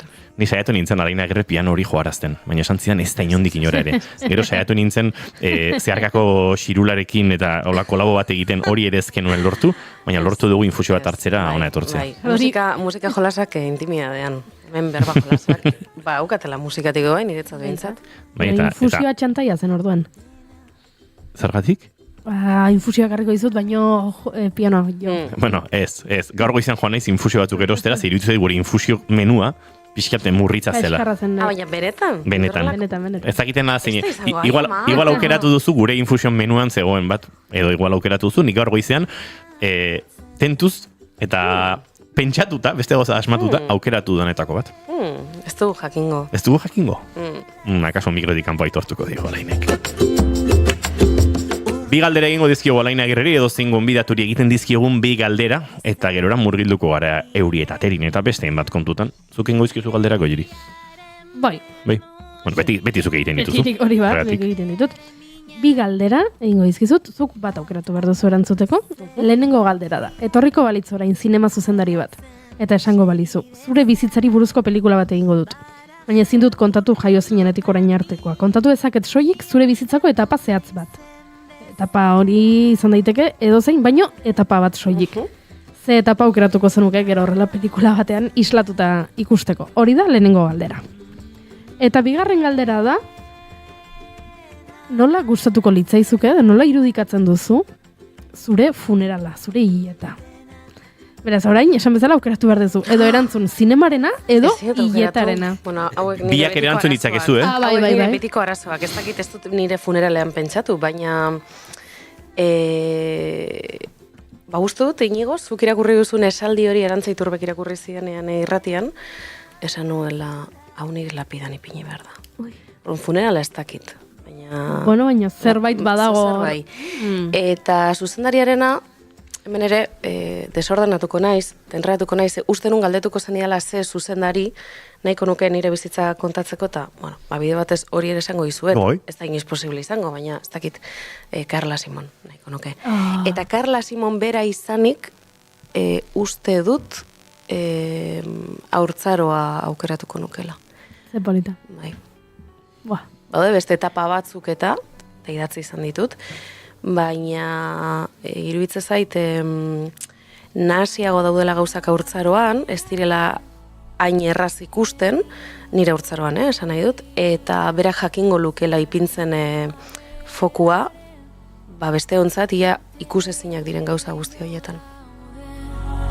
Gaueko arien babesean bare. Tira ipatu dut Durangoko azokan elkarri ikusteko ginela, Alaina Agerrek ezin izan zuen etorri jende asko bilizen gaixo garai horietan, baina hemen dugu eta ordurako banuen nik galdera bat gehiago garatzeko denborarik ez zidan eman, ze abisatu zigun eta hortxe geratu zen gure gidoia, baina lehen galdera hori berreskuratu nahi nuen, pixka bat sentsazio hartatik, irakurri berriaren sentsazio hartatik, niri oso liburu terapeutikoa suertatu zitzaidala, bat natorre dorretarekin oso liburu xamurra ere badela, eta momentu askotan uzkurtzen zaituela hola goxo, baina galdetu nahi nizun, ea irakurleari bezain edo baino gehiago egin zaizun zuri terapeutiko liburu. Alde batetik oso zaila egin zaite, oso, ez dakit, erronka bat izan dago idaztea, ez da? Iruditzen zait beste leku batera eraman hauela testu honek, ze azkenean, nik gehiago sentitzen dut testuak nire honek idatzi baino, evidentemente neuk idazten ditut, ez da? Baina testu bakoitzak eramaten hauela leku batera, ez da? Eta honekin sumatzen nuen niretzako berria zan leku batera, iristen ez dakit, baina ibiltzen horrantzari nintzela, lehen ilusio handia indit Jani Rodari aipatu duzuela, zen niretzat, nik nahiko nuke bizi, Jani Rodariren fantasia eta gramatiko horren barruan. Niri batzuetan gatsa egiten zait, noratzen liburuko protagonistari bezala, kanpoko mundu praktiko eta askotan zentzurik bako eta gris honetan bizitzea. Ordunik behar izaten dut, fantasiaren gramatikan sartu batzuetan sentitzeko bizirik nagoela eta konektatuta, ez da? Eta nik uste apur bat izan zala Rodariren eta behar bada Roaldalen, ez dakit eragina, baina, apur bat dialogatu nuen beraiekin, ez da? Eta terapeutikoa izan zen idaztea, ez dut idazten duenean ez dut, ez daukat helburu terapeutikorik, ez da? Eta pragmatikorik ere ez, gainera, idaztea oso antipraktikoa egiten zait, askotan, idazten sartzen naizenean, historien barruetan, idazkeraren barruan sartzen naizelako, eta orduan bai, torpea naiz berez, baina orduan bai, farolen kontra gehiagotan egiten dut estropezu, neure buru, ezeren kontra ere oreka galtzen dut etengabe, esan nahi dut desastre bat bihurtzen naizela, ez da, idazten dudanean. Ezin izaten dut mantendu bizitza praktikoa. Orduan ez da, ez terapeutikoa helburuz, ez praktikoa, baina bai bihurtzen da nahi gabe, ez da, idaztean niretzat bada, bizitzau digeritzeko modua, eta gramatika fantasioso horretan sartzekoa, eta borrokatzeko ere bai neurri batean. Orduan nahi gabe, bihurtzen zait, zer on egiten diana, laguntzen didalako kanpoko mundu gris horretatik ateratzen, eta beste mundu batean sartzen. Kuriosa, gu klaunean askotan erabiltzen dugu, klauna oso terapeutikoa dela, baina zuk ezen duzu bilatu terapia klaunean, porque orduan galtzen du bere indarra. Orduan sortzen dugunean ezin dugu egin ezer terapeutikoa, bihurtuko da terapeutiko edo ez, baina berak erabakiko du horrek sortzaileak. Ze ondo esplikatu duzun, eta ustut berdina gertatzen zaigula politikotasunarekin. Hau da, iruditzen zait, esaten dugunean novela, edo liburu hau, edo feminista da, edo ez dakize, edo klase sozialaren ikuspuntua agertzeko egin dut edo helburua hori danean askotan galdu egiten da literariotasuna, ez da? Eta terapeutikoa izatearekin berdina gertatzen zait, ez da? Hau da, nire helburua beti da literatura egitea, umetan ere enintzen gai egunerokoak egiteko, ze niretzat egunerokotasuna modu zuzenean transkribatzea oso planoa zan, ez da? Eta konturatzen nintzen, gerora konturatu nintzen, nik behar nuela zuzen ere fikzioaren markoaren barruan, eta hizkera eta idazkera estetiko edo artistiko edo literario batekin idatzi. Orduan, hori, gero bihurtzen da, terapeutikoa, eta noski politikoa da, dana dalako politikoa, eta hor gure poroetatik ateratzen dalako, barruan daramaguna, eta barruan daramatzago ideiak eta sentimenduak, eta hori ikusten da eta sentitzen da, ezta, testuan. Baina ustut helburua ezin dela izan inoiz hori. Liburu denetan, edo historia guztietan spoilerra egiteko arriskua dago, nik ez dute egin nahi, baina bai galdetu nahi dizute azken horriko aitortza, liburua idazten hasitakoan erabakita ote zegoen, edo prozesuan zehar egin beharreko aitortza bazela sentitu zenuen. Iaia amaieran konturatu nintzen, holan izan behar zuela, ipuinak berak esan zidan. De hecho, esango dizut, ipuin hau, etzala ipuin hau izan behar. Hasi nintzen idazten hau buruan beste zerbait neukala, eta zorionez, endredatu inzan, modu zoragarri batean, eta zorionez esaten dut horrelakoetan nire kasuan behintzat, edo nire esperintzaren arabera, literarioagoa bihurtzen dalako, edo ez dakizelan esan borobilagoa, ez da? Eta nik askotan, abiatzen naiz leku batetik, baina nire testu honenetan edo uste dut galdu egin naizela gero topatu dudan testua topatzeko. Niretzat esplorazioa da idazketa.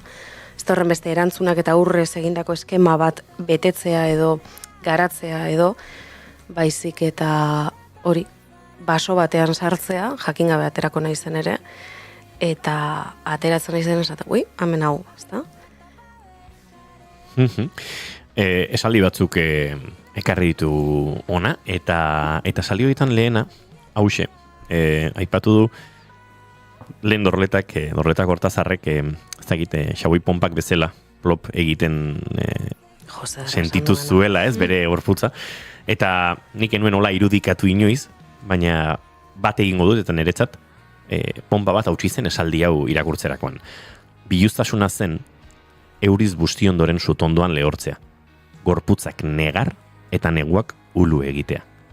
Eta galdetu nahi nizun, ea onartu diozun gorputzari negar egiten eta neguari ulu egiten, edo eta biluztasuna beste modu batera bizitzea egokitzen den. Bai, eta nik uste nire idazketa hortik datorrela, ez da? Danok bezala nabil, jarri, eta dizkiaten bideoietatik ibiltzen, bizirauten saiatzen, baina, horre ere traketxea naiz, ezta? Eta desbideratzen hau ni idazketakoetik. Eta irakurketak eramaten hau niretzat magikoak diren esperientzia eta lekuetara, ezta? Eta niri sortze zait idazteko beharra, hain zuzen ere, biluzten naizenean, sozializazioak jarri dizkigun gehiegizko kapa, abregu bufanda hoiek entzen ditudanean, eta barrukoa behatzen dudanean, bai. Hemen dena da irian bainoago, esan zion Noratxenek, azelgak orrazten zituen bitartean. Zer da gaur duela 5 urte bainoago?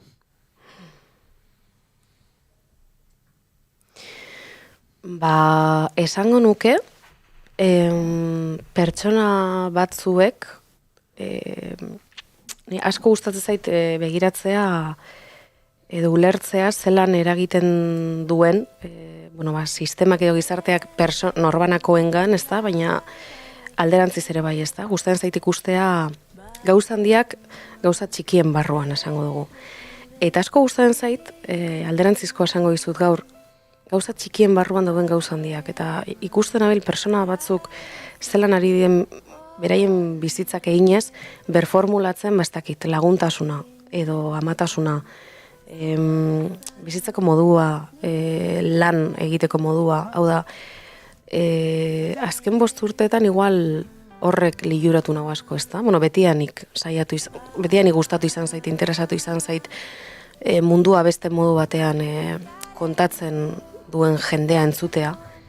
Baina azken 5 urteetan sorte eukidut, bolako batzuk eukiditu dala gertu, eta ikasi izan alizan dudala beraien gandik. Topatuko aurrez, naizetanik, zu ikusi gauez, ez garen gu, izateko prestego nahi dut, alabearren. Eta beste... Zu basta biziten adibidez, nio. Eban abile egiten. Bai? Hori, bai.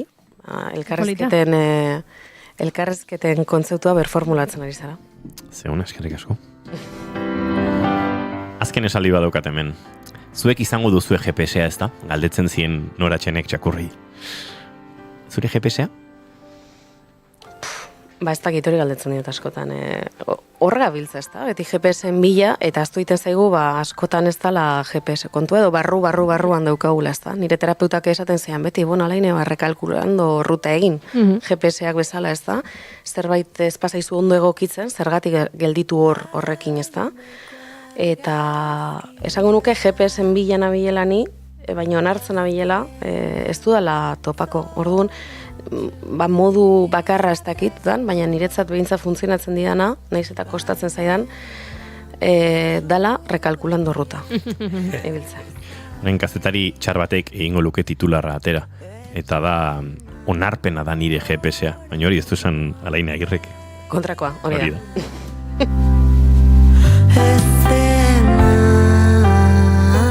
Lehen agertu da gai bat, eta izan da zenbat liburu argitaratu diren 2025an, Euskal Herrian eta Euskaraz. Eta nik bota diot, horrela entrevistazio horretik, Alaineri, ea berak, norberak badakien, zenbat argitaratu dituen.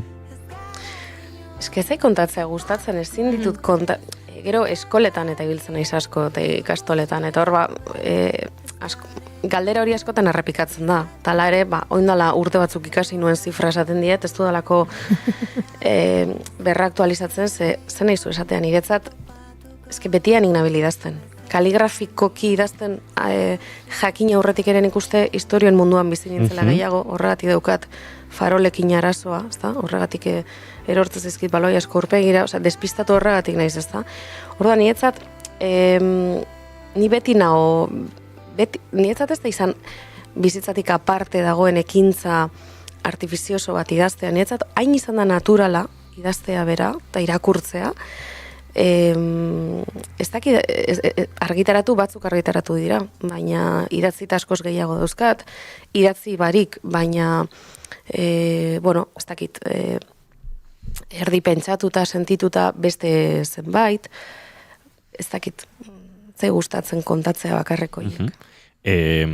Ondo da, nik suposatzen nuen zehazki ere etzen nola jakingo. Sentsazioa da asko izan direla. oso sortzaile izan zarela, baina uste erantzun duzula, ez? Sortu eroso naturalki sortzen duzula, eta beraz akaso ez dela itolarria sortzen duen zerbait kontrakoa. Hori nik sentitu izan dut gainera, epai bat, ez da,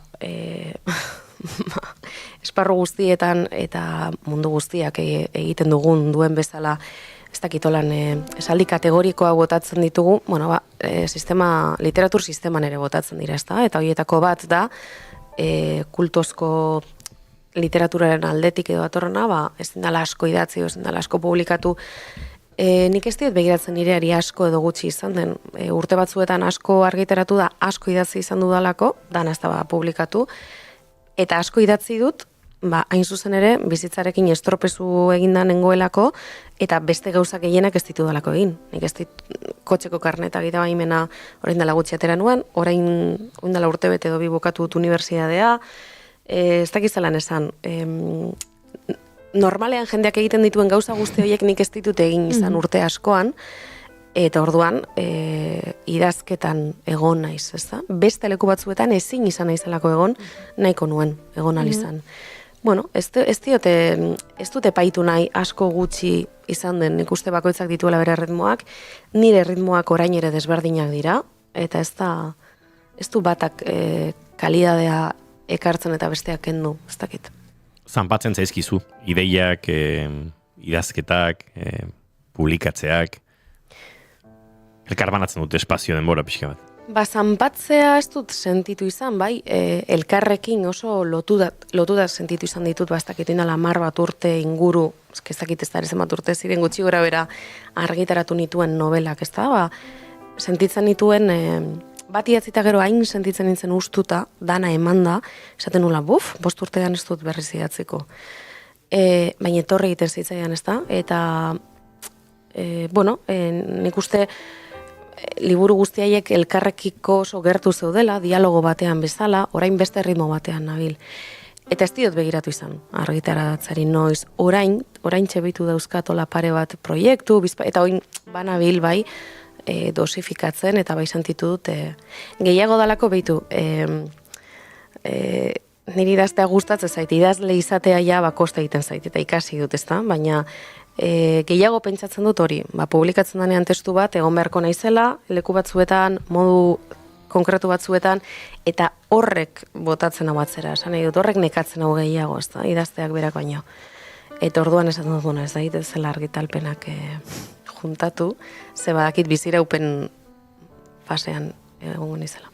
Azken horriko aitortza horretan, Eurita Aterin esaten duzu badagoela, berriro diot, ez dut spoilerik egin nahi, baina zerbait aldatzen dela idazlean, sortatzen direla hor,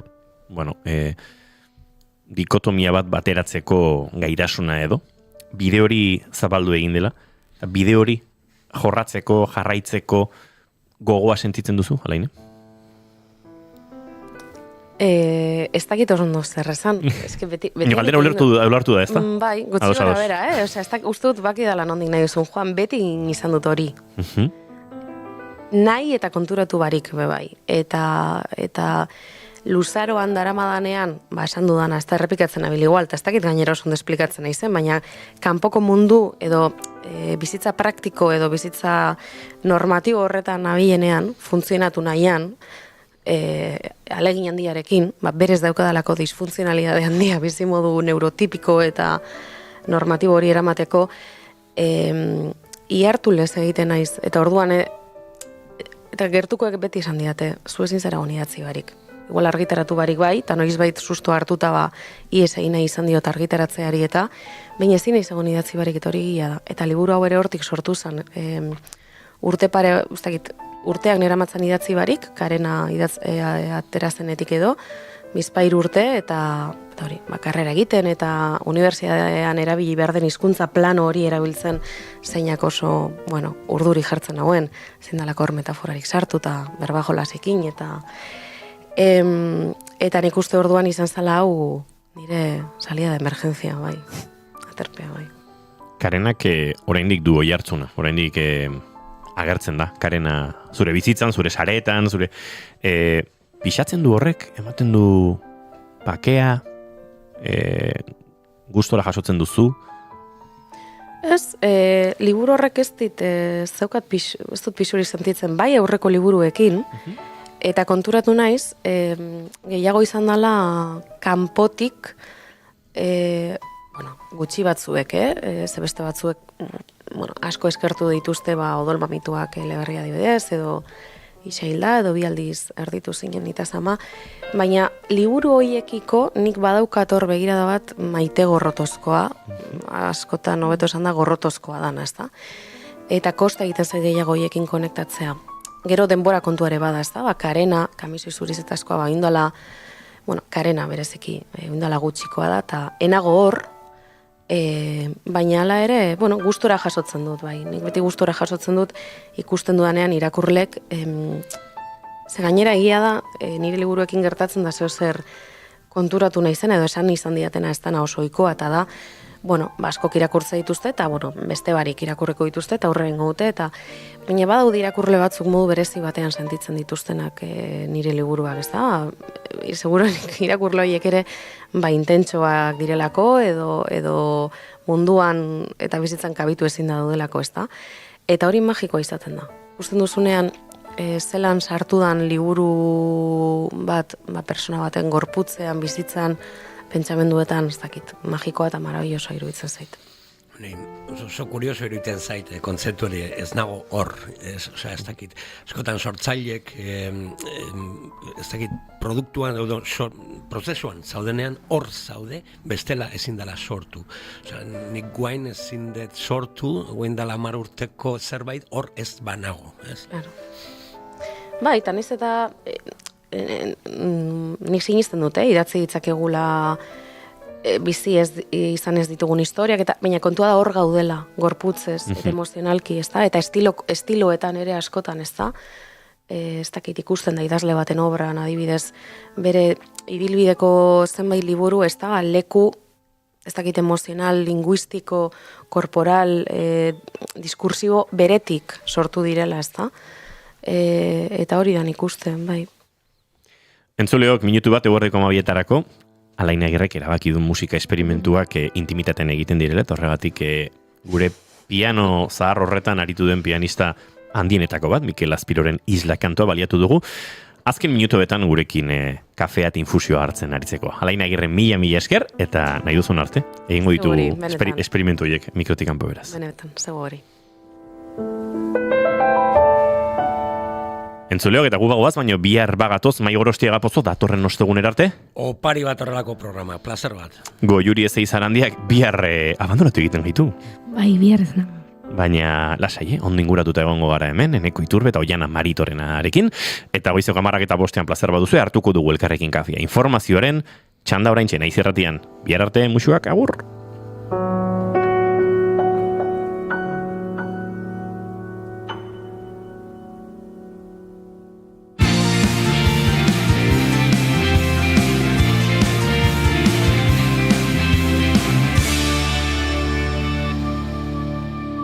Keep calm and bigarren kafea.